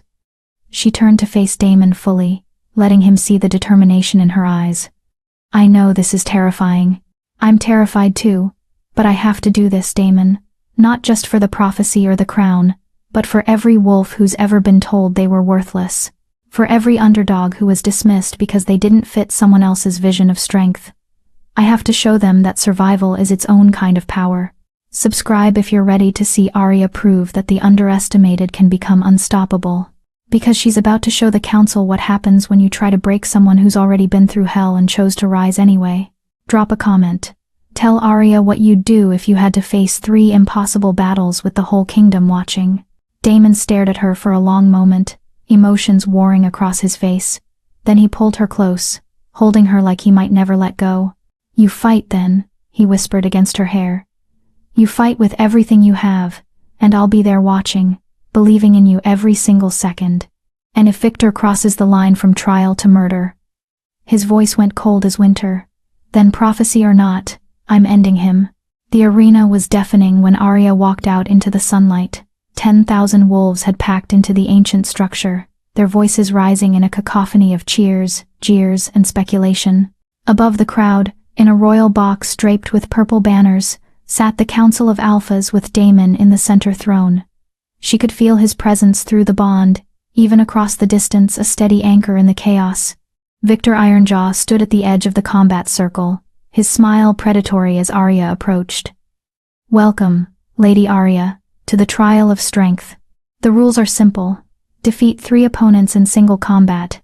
Surrender or death ends each match. There are no other restrictions. His eyes glittered with malice. Your first opponent awaits. A massive wolf stepped into the circle, Kyle Bloodfang, even larger than his reputation suggested. He stood nearly 7 feet tall, his muscles carved like granite, his eyes flat and emotionless. A killer's eyes. Arya stepped into the circle, refusing to show the fear churning in her gut. She wore simple leather armor protection, without sacrificing mobility, and carried a short sword that felt both foreign and strangely familiar in her hand. The archive's knowledge whispered at the edges of her consciousness, showing her stances, techniques, movement patterns from Celene's own combat training. But knowledge wasn't the same as experience. She'd had 3 days of training against a warrior who hadn't wanted to truly hurt her. Now she faced a man who had built a reputation on breaking opponents without mercy. The horn sounded, and Kale attacked. He was fast, impossibly fast for someone his size. His first strike nearly took her head off, and Arya barely managed to duck, feeling the wind of his blade passing inches from her skull. She rolled away, tried to create distance, but he was already there, pressing the attack with relentless efficiency. Stop thinking. Trust your instincts. Daemon's words from their training echoed in her mind. Arya stopped trying to analyze, stopped trying to predict. She simply moved, letting her body respond to threats before her mind registered them. Duck, weave, parry. She was faster than Kale, more agile. She couldn't match his strength, but she didn't need to. She just needed to survive long enough to find an opening. Kale's sword crashed against her blade, the impact nearly jarring the weapon from her hands. He was trying to overwhelm her with pure force, to shatter her guard and end this quickly. But with each blocked strike, Arya learned his rhythm. He was powerful but predictable. Every attack followed a pattern, telegraphed by a slight shift of his weight. There. Arya saw the opening the instant before it appeared. As Kale wound up for another massive overhead strike, she didn't retreat. She moved forward, inside his reach where his size became a disadvantage. Her sword found the gap between his armor plates, not deep enough to kill, but enough to shock. Kale roared, stumbling backward. Blood seeped from the wound in his side, not serious, but first blood was hers. The crowd erupted in noise, half cheering, half jeering. Arya didn't listen. She pressed her advantage, moving with a grace that surprised even her. The mark on her arm blazed with light, and she realized she wasn't just drawing on the archive's knowledge anymore. She was channeling Selene herself, 300 years of the first Luna's warrior skill flowing through her bloodline. Kale tried to recover, tried to use his superior reach and strength to regain control, but Arya was everywhere and nowhere, striking and fading, wearing him down with precision cuts that slowly painted him red. Finally, with a combination that seemed to flow from instinct rather than thought, Arya disarmed him. His sword clattered across the stone, and her blade came to rest at his throat. "Yield," she commanded, her voice carrying across the sudden silence of the arena. For a moment, Kale's eyes showed pure shock. Then, slowly, he nodded. "I yield."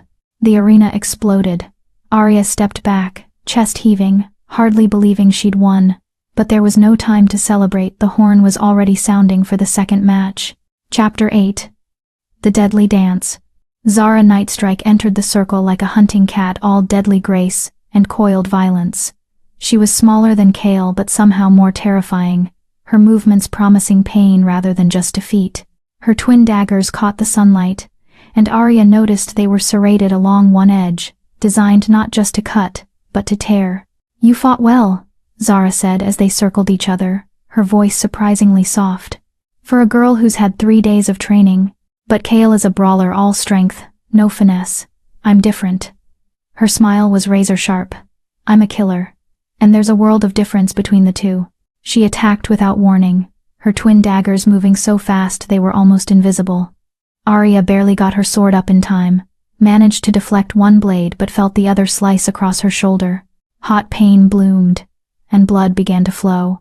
Zara's smile widened. "First blood. Now let's see how long you last when you're already bleeding." This fight was nothing like the first.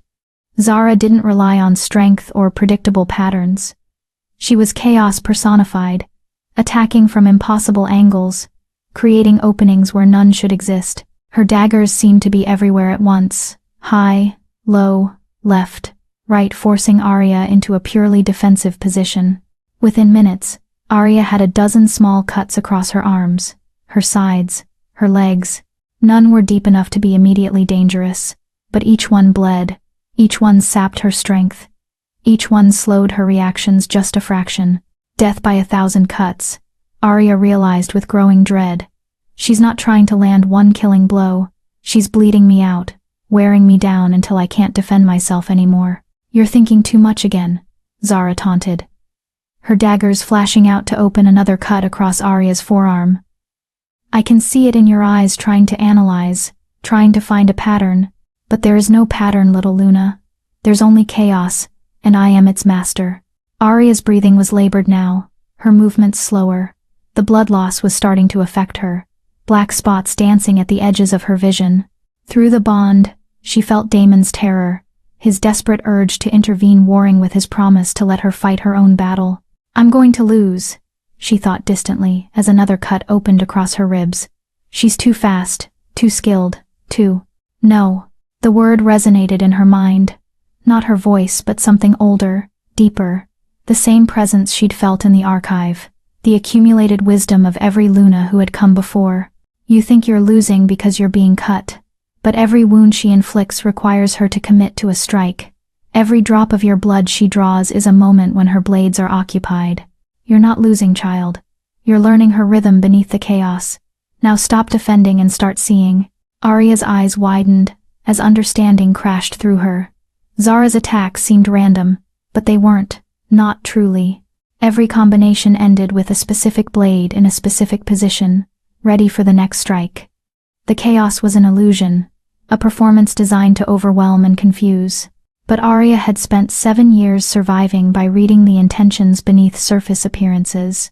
She'd learned to see the cruelty hidden behind Celeste's sweet smiles, the rejection masked by Luna Margaret's polite words.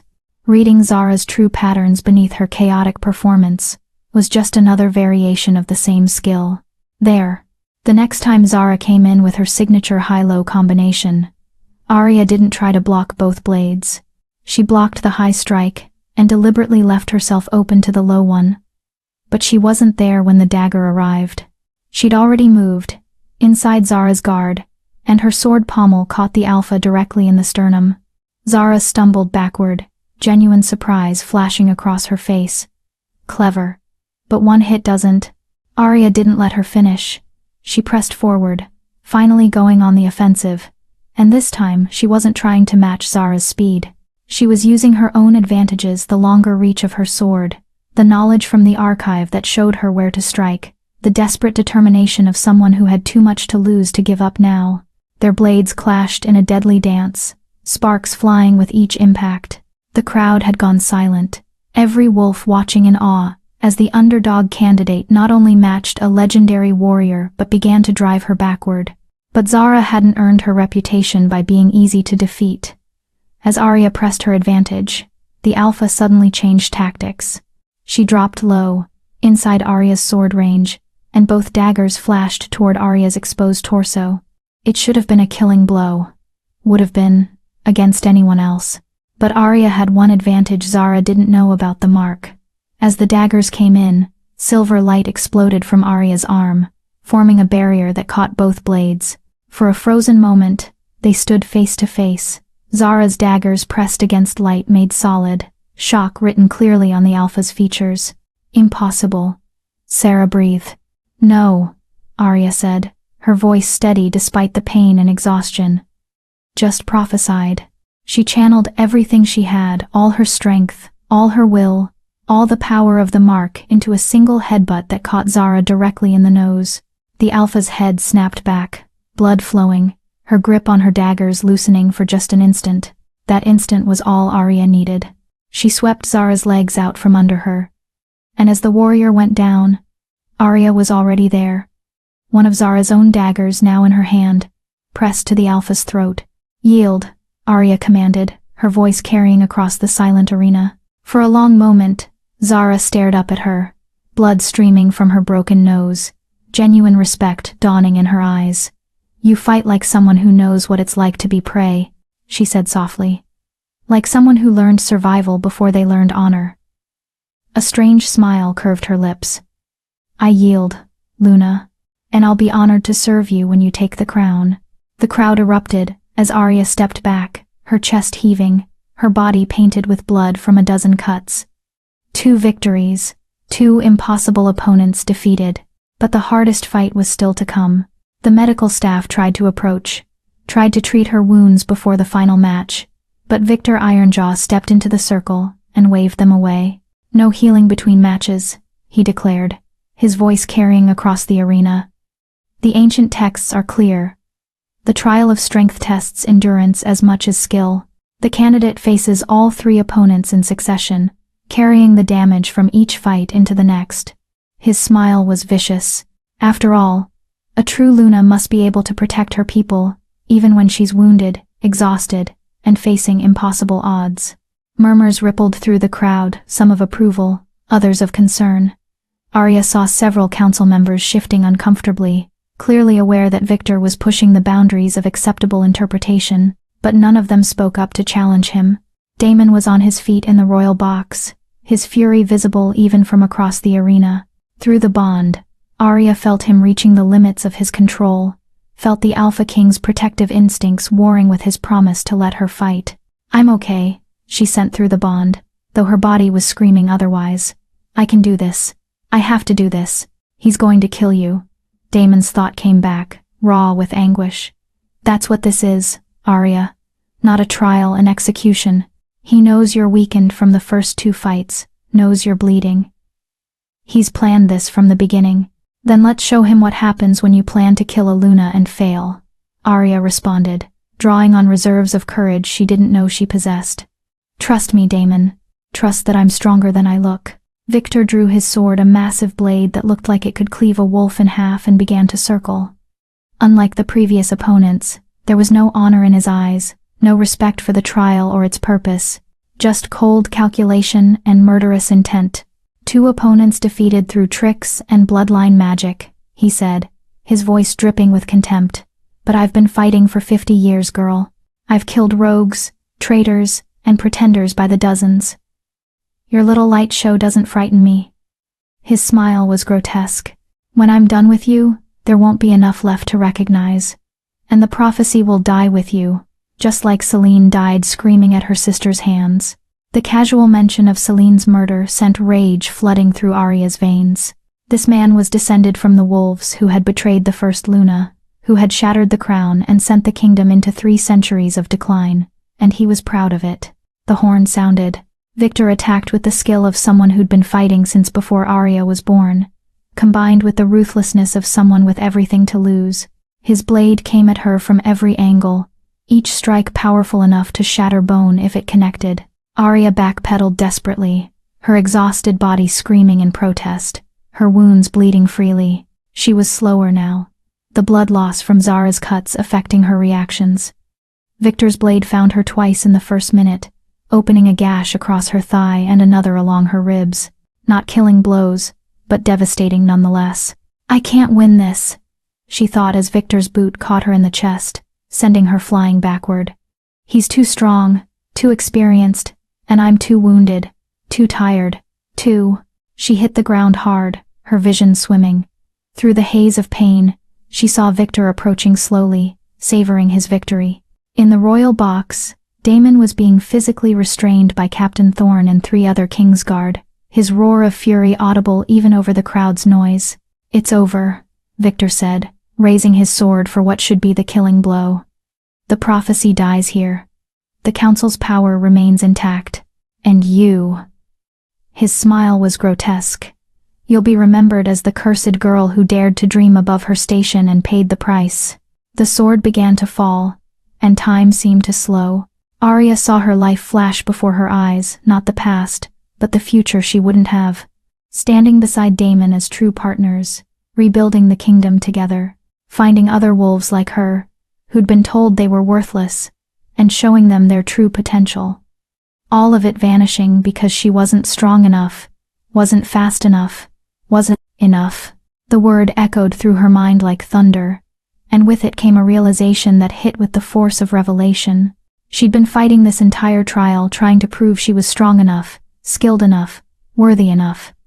But that wasn't what the trial of strength was really testing. It wasn't about physical power or combat prowess. It was about the strength to keep fighting when every rational part of you said to give up.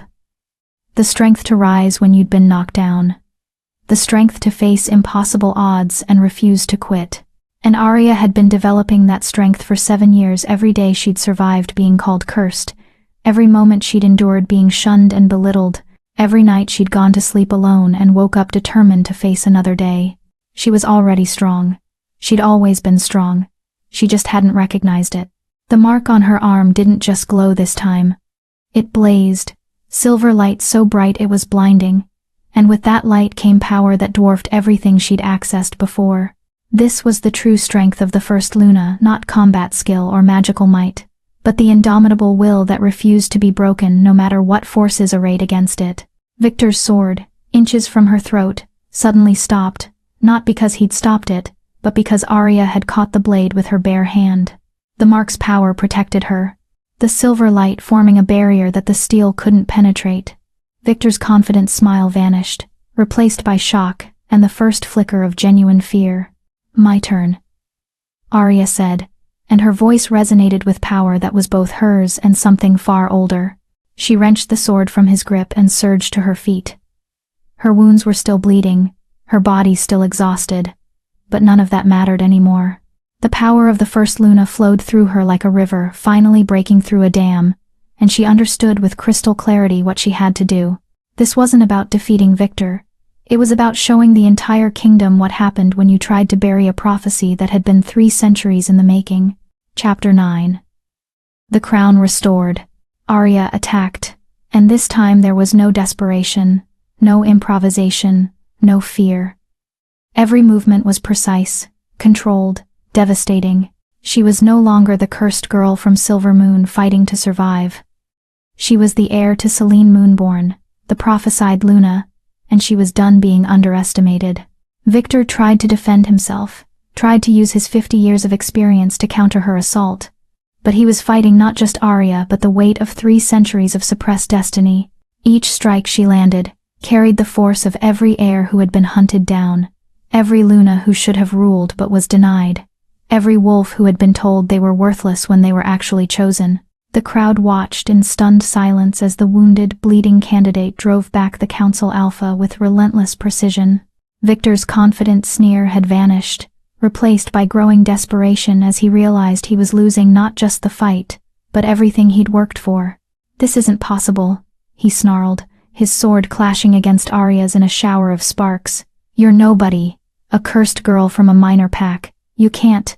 "I can," Arya interrupted, her voice ringing with absolute certainty. "Because I'm not nobody, Victor. I never was.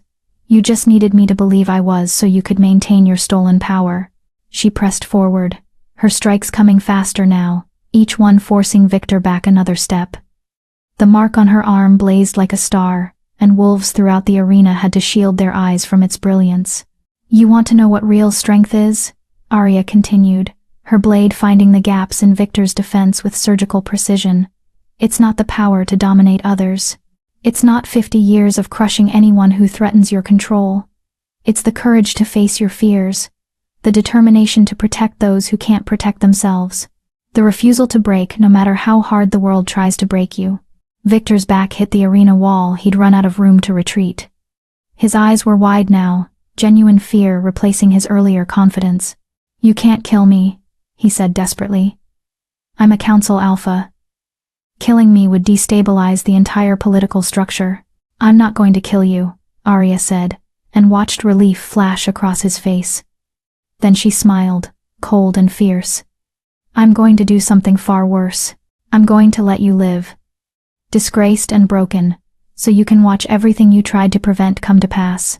So you can see the crown restored, the council restructured, and a new era begin, one where betrayers like you have no place." With a move that seemed to flow from muscle memory older than her lifetime, Arya disarmed Victor with a twist of her wrist. His sword clattered across the stone, and her blade, his own weapon, taken from his hands, came to rest against his throat. The arena had gone absolutely silent. 10,000 wolves held their breath, waiting to see what would happen next. "Yield," Arya commanded, her voice carrying across the massive space. "Yield, and admit before this entire kingdom that you tried to murder me under the guise of a trial, that you and your council have been working for 3 centuries to prevent the prophecy's fulfillment, that you're descended from the bloodline that betrayed Selene Moonborn and shattered the crown." Victor's face went pale, then red with impotent rage. "You can't prove." Arya pressed the blade harder against his throat, drawing a thin line of blood. "The archive showed me everything when I solved the riddle. The mark gave me access to memories, to knowledge that's been waiting for the true heir to return. I know who you are, Victor Ironjaw. I know your family's role in Selene's murder. I know about the secret meetings with Chen, the plans to sabotage the trials, the attempt to drug my guards." Her voice hardened. "And I know that if you don't yield and confess right now, I will drag every piece of evidence before the entire kingdom and let them decide your fate." Movement in the royal box caught her attention. Advisor Chen was trying to slip away, but Captain Thorne and 6 Kingsguard blocked her path. They'd been waiting for this moment, positioned to spring the trap the instant Victor's conspiracy was exposed. "Your co-conspirator is already caught," Arya said, loud enough for everyone to hear. "Either you yield and confess, or I end you here and now, and let the kingdom judge your corpse. Choose quickly, my patience is exhausted, and so is my mercy." For a long moment, Victor stared up at her with hatred burning in his eyes. Then, slowly, that hatred gave way to resignation. He'd gambled everything on stopping her, stacked every advantage in his favor, and still she'd won. "I yield," he rasped, the words seeming to cost him everything. "And I confess, the council, we've been working to maintain control, to prevent the prophecy's fulfillment. We believed," his voice cracked, "we believed the crown was better broken, that balance was a myth, that one ruler with absolute power was too dangerous." His eyes met Arya's, and for just a moment, she saw not a villain but a frightened old wolf who'd convinced himself his betrayals were justified. "We were wrong." Hi. The arena erupted into chaos, wolves shouting, some in triumph, others in disbelief. The council members in the royal box were on their feet, some trying to distance themselves from Victor's confession, others demanding order. But Arya only had eyes for Daemon. He was already moving, vaulting over the railing of the royal box and racing across the arena toward her. The moment he reached her, his arms wrapped around her, supporting her as her exhausted legs finally gave out. "You did it," he whispered fiercely, holding her against his chest like she might disappear. "Moon Goddess. Arya.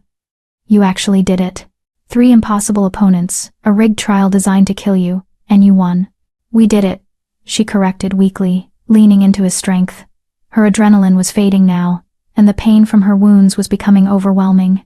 Together, always together. The crowd's noise seemed to fade as Elder Sage appeared at the edge of the circle, her blind eyes somehow fixed directly on Arya. The ancient woman raised her hands, and silence fell across the arena like a blanket. "The trial of strength is complete," Elder Sage declared, her voice magically amplified to reach every corner of the massive structure. 3 opponents defeated not through tricks or deception, but through true strength of will, skill, and spirit. The conspiracy that has controlled this kingdom for 3 centuries stands exposed. The bloodline of Selene Moonborn has returned, proven beyond any doubt.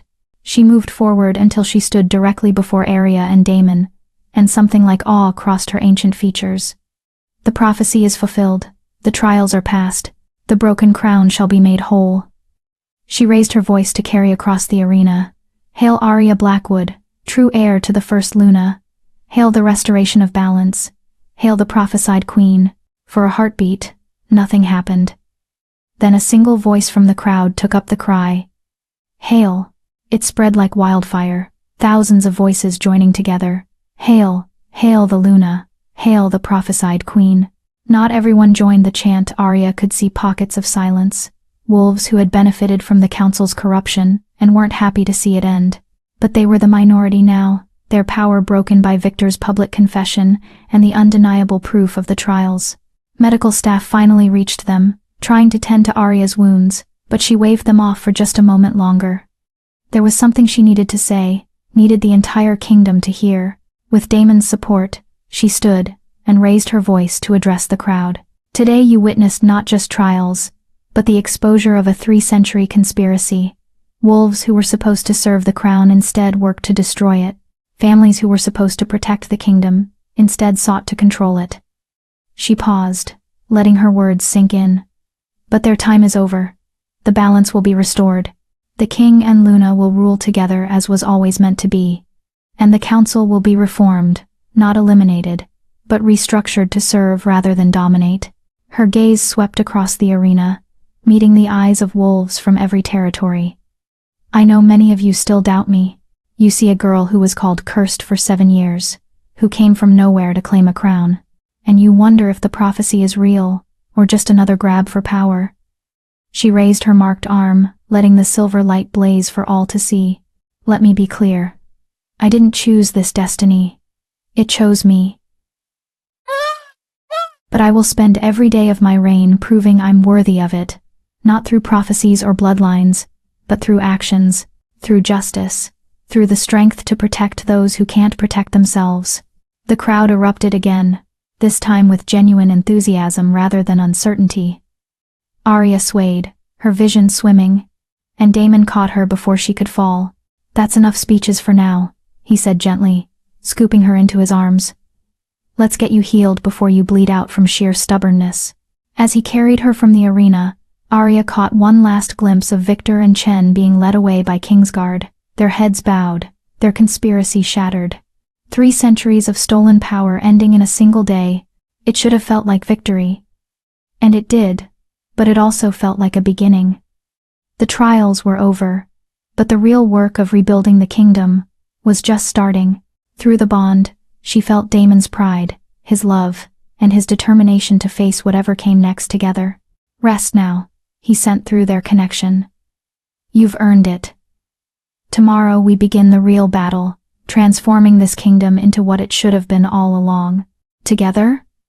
Arya sent back, though she already knew the answer. "Always together," he confirmed. King and Luna. Shadow and light. 2 halves of a broken crown, finally made whole. Arya let her eyes close, finally allowing herself to surrender to exhaustion. She'd passed the trials, exposed the conspiracy, claimed her birthright. But more importantly, she'd proven to herself and to the kingdom that strength came in many forms. That surviving 7 years of being called cursed had forged her into exactly the Luna the prophecy needed. That sometimes the most powerful thing you could do was refuse to stay broken. The mark on her arm pulsed one final time, warm and bright, as if Selene herself was acknowledging her heir's triumph. The cursed girl was cursed, no more. The Luna Queen had come home. Chapter Deschimt. The Luna's Triumph. Arya woke 3 days later in the palace healing ward, her body wrapped in clean bandages and the worst of her wounds already knitting together thanks to the royal healer's ministrations. Sunlight streamed through tall windows, and she could hear the sounds of the capital outside, life continuing. The kingdom moving forward. Daemon sat in a chair beside her bed, his head resting on his folded arms at the edge of her mattress. He was asleep, exhaustion written in every line of his body. Through the bond, Arya felt the relief that had finally allowed him to rest, the certainty that she would survive, that they'd both made it through the trials intact. She reached out and gently touched his dark hair. His silver eyes opened immediately, and the emotion that flooded his face made her chest tighten. "You're awake," he said, his voice rough. "Finally. The healers said you'd recover, but 3 days of unconsciousness." He took her hand carefully, mindful of the bandages. "You terrified me, Arya. Watching you fight those battles, seeing you wounded and bleeding, and still refusing to quit, I've never been so proud, and so terrified at the same time." "I'm okay," Arya said softly, battered and exhausted, but okay. "What did I miss?" Daemon's expression hardened. "Victor and Chen are in custody, along with 4 other council members who were part of the conspiracy. Captain Thorne found evidence in Chen's quarters, correspondence with families descended from Selene's betrayers, plans for your assassination, records of bribes paid to keep the council compliant. It's worse than we thought, Arya. The conspiracy runs deeper than just a few ambitious wolves. It's generational families who have spent centuries consolidating power and teaching their children that the prophecy was a threat to be eliminated." Arya absorbed this, feeling the weight of what they were facing. How is the kingdom responding? Mixed reactions. About 60% support the restoration of the crown. They saw the trials, saw you win despite overwhelming odds, and they're ready for change. Another 30% are cautiously neutral, waiting to see what we do with the power we've claimed. The final 10%. He grimaced. They're loyal to the old council families, and they're not happy about the shift in power. There have been protests in 3 territories, and intelligence suggests some families are considering armed resistance. "Civil war," Arya said quietly. "The thing you were trying to avoid by agreeing to the mate search in the first place." "Possibly. But there's a difference now." Daemon's grip on her hand tightened. "Before, I was trying to hold the kingdom together through political maneuvering and compromises that weakened the crown with every concession. Now we have the mandate of the prophecy, proof of the council's corruption, and popular support from the majority.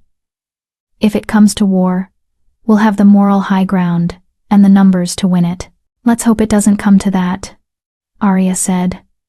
"War means wolves dying, good wolves who are just confused or scared or loyal to the wrong leaders. We need to give the dissidents a chance to see that the restored crown isn't about tyranny or revenge. It's about balance, justice, and protecting everyone, even those who opposed us." Something fierce and tender crossed Daemon's face. "This is why you're going to be an extraordinary queen. You just survived assassination attempts disguised as trials, and your first thought is mercy for the wolves who tried to kill you." "Not mercy," Arya corrected. "Strategy.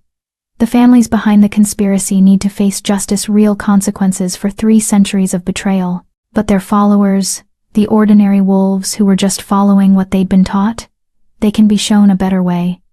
We break the cycle of hatred instead of perpetuating it." Before Daemon could respond, a knock came at the door. Captain Thorne entered, his scarred face showing rare approval. "Lady Arya, it's good to see you awake. The kingdom has been holding its breath waiting for news of your recovery."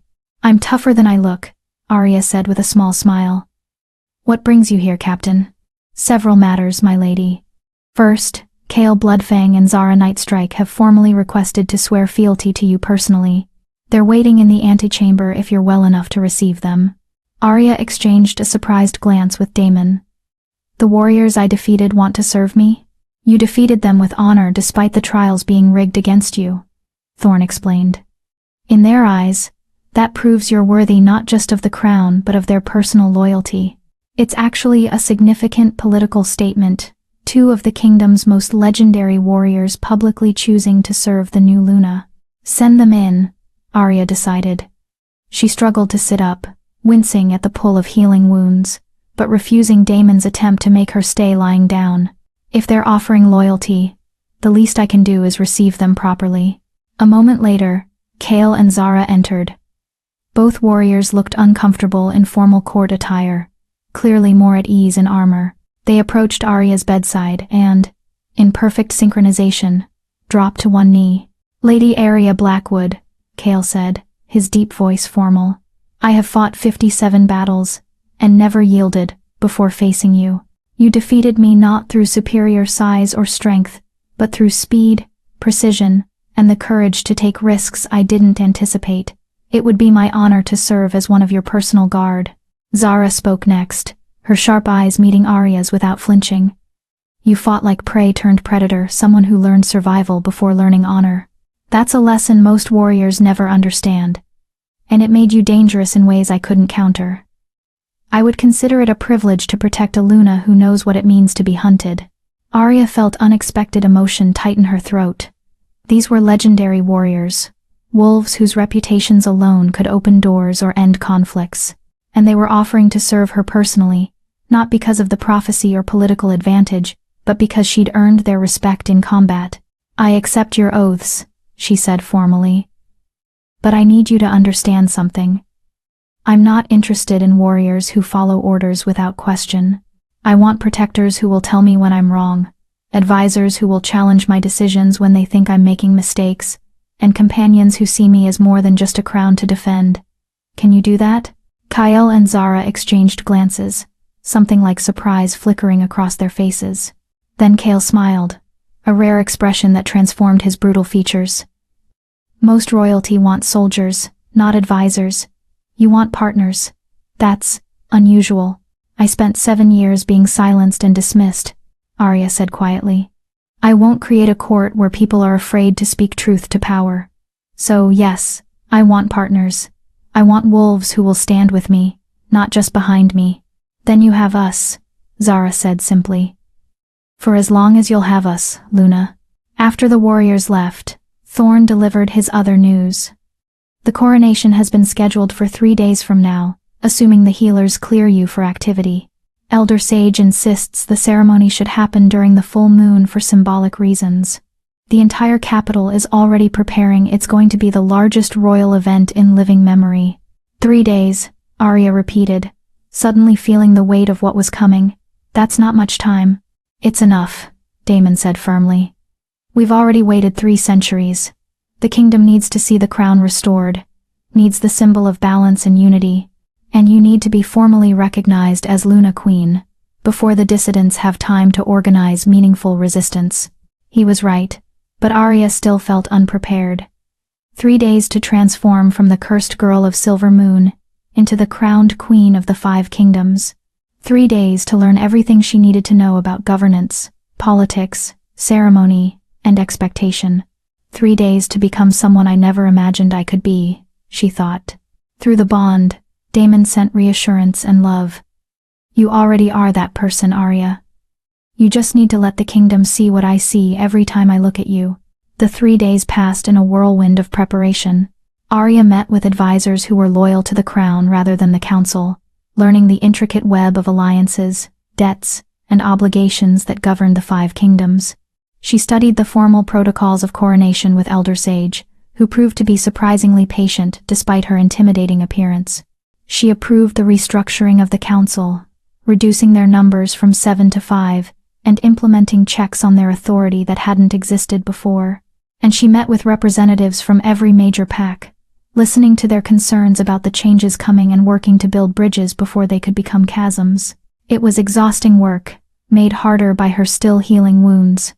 But Arya threw herself into it with the same determination that had carried her through the trials. She was learning that being queen wasn't about knowing everything. It was about being willing to learn, to listen, and to make difficult decisions even when you weren't certain of the outcome. On the evening before the coronation, as the full moon rose over Silvercrest, Daemon found her standing on the balcony of their chambers, looking out over the city below.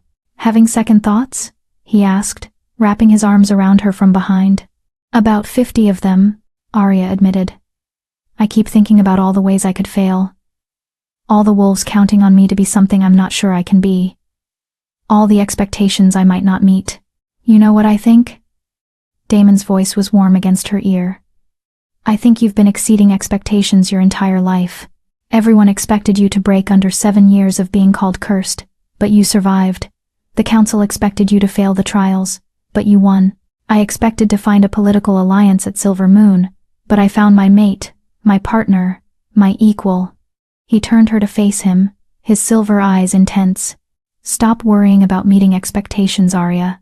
You're going to shatter them, just like you've shattered every limitation anyone has ever tried to place on you." Arya kissed him, pouring all her gratitude and love into the contact. When they finally broke apart, she felt steadier, more centered. "Tomorrow we restore the crown," she said softly. "Tomorrow I officially become Luna Queen. Tomorrow everything changes. Tomorrow we begin the next chapter," Daemon agreed. "But tonight, we rest. Together. The way it should be." They stood on the balcony as the moon climbed higher. Two wolves bound by prophecy, but choosing each other beyond destiny's demands. Tomorrow would bring ceremony and spectacle, politics and power. But tonight was theirs alone. A moment of peace before the storm of responsibility resumed. And as Arya looked out over the kingdom she was about to help rule, she felt the mark on her arm pulse with warmth. Not a curse anymore, never again. Instead, it was a promise to herself, to Daemon, to every wolf who had ever been dismissed or overlooked. The broken would be made whole, the outcasts would find their place, and the cursed girl who had survived 7 years in the shadows would bring light to a kingdom that had forgotten what true balance looked like. Tomorrow, the prophecy would be complete. Tomorrow, the Luna Queen would rise. But tonight, Arya Blackwood simply stood with the man she loved and allowed herself to believe that maybe, just maybe, she was exactly where she was meant to be. Epilogue. MFO. The crown made whole. The coronation took place in the Grand Hall of Silvercrest Palace, a space so vast it could hold 5,000 wolves comfortably. Today, it held nearly 7,000, packed shoulder to witness history being made. Representatives from every pack in the 5 kingdoms had traveled to attend, along with common wolves who had simply wanted to see the prophesied Luna crowned with their own eyes. Arya stood in an antechamber, adjacent to the hall, her reflection staring back at her from an ornate mirror. She barely recognized herself. The gown had been crafted by the kingdom's finest seamstresses, silver fabric that seemed to flow like liquid moonlight, embroidered with symbols from the old tongue that told the story of Selene Moonborn, and the prophecy of her heir's return. The neckline was cut to display the mark on her arm in all its glory, the symbols glowing softly against her skin. Her dark hair had been styled in an elaborate arrangement that somehow managed to be both regal and warrior-like, threaded through with silver chains that caught the light. But it was her eyes that struck Arya most. They looked different, stronger, more certain. The frightened girl who had stepped onto that platform in Silver Moon 3 weeks ago was gone, replaced by someone who had stared down impossible odds and refused to break. "You look like a queen," a familiar voice said from the doorway. Arya turned to find Elder Sage standing there, leaning on a staff carved with the same symbols that decorated Arya's gown. The ancient woman smiled, an expression that transformed her weathered features. "I look terrified," Arya corrected with a shaky laugh. "That too," Elder Sage agreed, moving into the room. "But terror and power often walk hand in hand. The wolves who should truly frighten us are the ones who feel no fear at all. They're the ones who make the worst decisions, because they never stop to question themselves." She reached out and placed a gnarled hand over the mark on Arya's arm. "Selene was terrified the day she was crowned. I know I was there, though I was just a girl myself at the time. She told me she felt like a fraud, like everyone would see through her the moment she put on the crown." "What did you tell her?" Arya asked quietly. I told her that feeling like a fraud was proof she was taking the responsibility seriously, that only fools and tyrants feel completely confident in their right to rule. Elder Sage's blind eyes somehow met Arya's perfectly. You're going to make mistakes, child. You're going to face challenges you're not prepared for. You're going to doubt yourself and wonder if the prophecy was wrong to choose you. But you're also going to rise to meet those challenges, learn from those mistakes, and become the Luna this kingdom desperately needs. Not because you're perfect, but because you're willing to grow.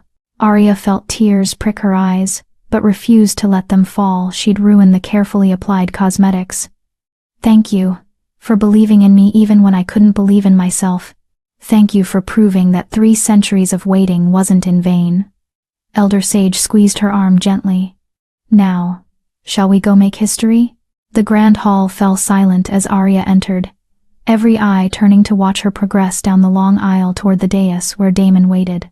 He stood beside 2 thrones, the king's throne of black stone and silver, and beside it, the Luna's throne of white stone and moonlight that hadn't been occupied in 300 years.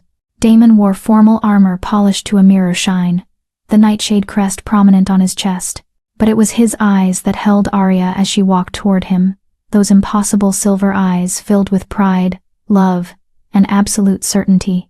You're beautiful, he sent through the bond. And terrifying. It's a remarkable combination. Just wait until you see what I do with actual power, Arya sent back, and felt his warm laughter echo through their connection. When she reached the dais, Daemon took her hand and guided her to stand facing the assembled crowd. The silence was absolute. 7,000 wolves holding their breath, waiting to see the prophecy fulfilled. Elder Sage stepped forward, her voice magically amplified to reach every corner of the massive hall. 3 centuries ago, the first Luna fell to betrayal, and the crown was broken. For 300 years, the Alpha Kings have ruled alone, growing harder and colder with each generation as the balance that should have tempered their strength was lost.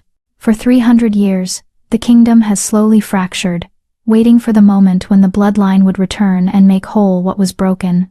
She turned to face Arya fully. The trials have been passed. The prophecy has been proven. The mark has revealed itself to the true heir. Before this assembly of the 5 kingdoms, I ask, Arya Blackwood, descendant of Selene Moonborn, do you accept the crown of the Luna? Do you swear to rule with wisdom and compassion, to balance the king's strength with your own, to protect the weak and guide the strong, to be mother to this kingdom and all its children? Arya's voice rang clear and strong. I do. On my honor, on my bloodline, and on the mark that chose me, I swear it. Elder Sage lifted the Luna's crown, a circlet of silver so intricately carved it seemed to be made of frozen moonlight itself. Then by the power vested in me as Elder Sage and keeper of the ancient traditions, I crown you Luna Queen of the 5 kingdoms. May your reign bring the balance we have lost and the peace we have sought. The crown settled onto Arya's head, and the moment it touched her skin, something extraordinary happened. The mark on her arm blazed with light so brilliant that wolves throughout the hall had to shield their eyes. But the light didn't stop there. It spread from the mark up her arm, across her shoulders, and throughout her entire body, until she glowed like a living star. The Luna's crown responded, its silver catching and reflecting the light, creating patterns that danced across the ceiling and walls. And then, impossibly, a second light appeared, this one dark silver, almost shadow-given form. It emanated from Daemon, from the king's crown on his head, and as Arya watched in awe, the 2 lights began to spiral around each other. Shadow and moonlight, strength and wisdom, King and Luna, 2 forces that had been separate for 3 centuries finally reuniting. Where the lights touched, they didn't fight or cancel each other out. They enhanced each other, created something greater than either could be alone. The very air in the grand hall seemed to shimmer with power, and Arya felt something shift in the fabric of the kingdom itself. Ancient magic, recognizing that the balance had been restored, that the crown was finally whole. Do you feel it? Daemon's thought came through the bond, filled with wonder, the power settling into place, the kingdom recognizing us as partners, not just rulers. I feel it, Arya sent back. I feel everything. The light slowly faded, returning to normal levels, and when Arya could see clearly again, she found 7,000 wolves on their feet, their voices raised in a cheer so loud it shook the very foundations of the palace. Hail the Luna Queen! Hail the restored crown! Hail Arya Blackwood Nightshade! Elder Sage stepped back, tears streaming down her ancient face. The prophecy is complete, she said, though her words were barely audible over the crowd's roar. After 300 years, it's finally complete. Daemon took Arya's hand and raised it high, presenting her to the kingdom. Then he did something that shocked everyone. He dropped to one knee before her, the Alpha King kneeling to his Luna in front of the entire assembly. I, Daemon Nightshade, Alpha King of the 5 Kingdoms, swear my loyalty to Luna Queen Arya Blackwood Nightshade. I swear to rule beside her as an equal partner, to balance her wisdom with my strength, to honor her counsel and respect her authority. I swear to be not just her mate, but her companion in all things. This I vow before the Moon Goddess and this assembly. The gesture's significance wasn't lost on anyone. For the first time in the kingdom's history, the Alpha King was publicly acknowledging the Luna as his equal, not a consort, not a subordinate, but a true co-ruler with authority that matched his own. Arya pulled him to his feet, her eyes shining with emotion. And I, Arya Blackwood Nightshade, Luna Queen of the 5 Kingdoms, swear my loyalty to Alpha King Daemon Nightshade. I swear to rule beside him as an equal partner, to temper his strength with wisdom, to stand with him in times of trial and celebration. I swear to be not just his mate, but his companion in all things. This I vow before the Moon Goddess and this assembly. They turned to face the crowd together, hands joined, the mark on Arya's arm, and the king's crown on Daemon's head both glowing softly with renewed power. Let it be known throughout the 5 Kingdoms, Elder Sage declared, her voice carrying across the thunderous applause. The crown is restored, the balance is renewed. The age of darkness and division has ended. The age of light and unity begins today. The celebration lasted 3 days and 3 nights. Wolves from every territory filled the capital's streets, feasting and dancing and celebrating not just the coronation but the hope it represented. The council was formally restructured with new members who had proven their loyalty to the crown rather than their own ambitions. Laws were passed to protect those who had been marginalized under the old system, and quietly, efficiently, Captain Thorne and his Kingsguard dismantled the remaining conspiracy networks, arresting those who refused to accept the new order. Victor Ironjaw and advisor Chen, along with the other conspirators, were tried and found guilty of treason. But in a gesture that surprised many, Arya exercised her authority as Luna Queen to commute their death sentences to exile. They would be stripped of all titles, lands, and authority, and sent to live out their days in isolated territories where they could do no further harm. Mercy, Daemon had said when she'd announced her decision, is sometimes harder than vengeance, but it sends a powerful message that the new order is built on justice, not revenge. On the evening of the 4th day, when the celebration had finally wound down and the capital had returned to something approaching normalcy, Arya stood once again on the balcony of the royal chambers, but this time, she wore her crown no longer a symbol of burden but of possibility. Daemon joined her, slipping his arms around her waist and resting his chin on her shoulder. Any regrets? He asked softly. Arya thought about the question seriously. 3 weeks ago, she'd been nobody, the cursed girl from Silver Moon, invisible and dismissed. Now, she was Luna Queen, with the weight of an entire kingdom on her shoulders, and challenges ahead that would test every ounce of her strength. No, she said finally. No regrets. Fear, yes. Uncertainty, absolutely. But regrets? Never. Good. Daemon murmured against her hair. Because I have plans for us, Luna Queen. Big plans. Reforming the education system so children like you overlooked and underestimated get the support they need. Restructuring the pack hierarchies to prevent the kind of abuse you suffered. Creating programs to help rogues reintegrate into society instead of becoming permanent outcasts. Ambitious, Arya said with a smile. You realize all of that will take years? Decades even? Then it's lucky we have a lifetime to work on it. His arms tightened around her. Together, Arya agreed. If you followed Arya's journey from cursed outcast to crowned Luna Queen, Subscribe to never miss stories that prove your past doesn't define your future. Because everyone deserves to see themselves in tales of impossible triumph and hard-won crowns. They stood in comfortable silence as the moon, full and bright, climbed higher in the sky. Somewhere in the city below, Arya knew there were still wolves who doubted her, still families who resented the loss of their corrupt power, still challenges waiting to test the restored crown. But there were also wolves who had been inspired by her story. Young females who had been told they were too weak, too plain, too ordinary, who now believed they could be extraordinary. Outcasts who saw hope for acceptance. Underdogs who learned that survival was its own kind of strength.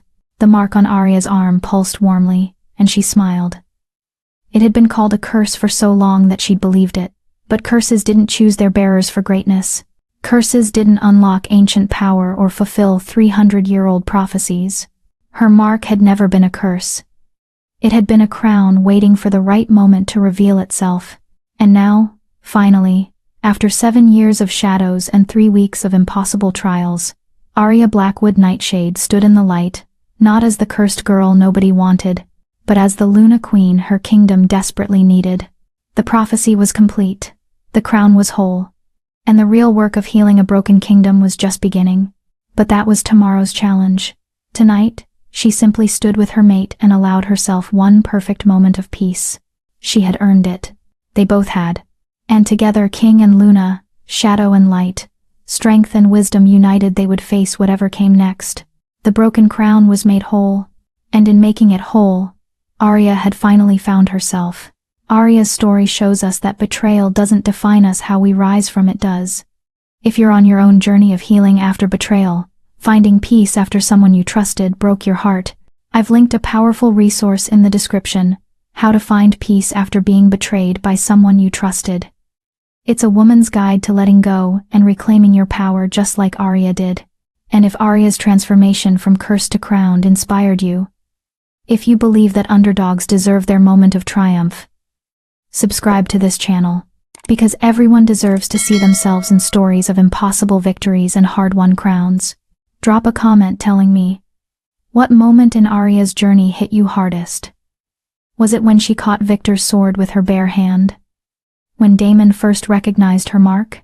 Or when she showed mercy to those who tried to destroy her? Thank you for watching Arya reclaim her destiny. Until next time, may you find the courage to claim yours.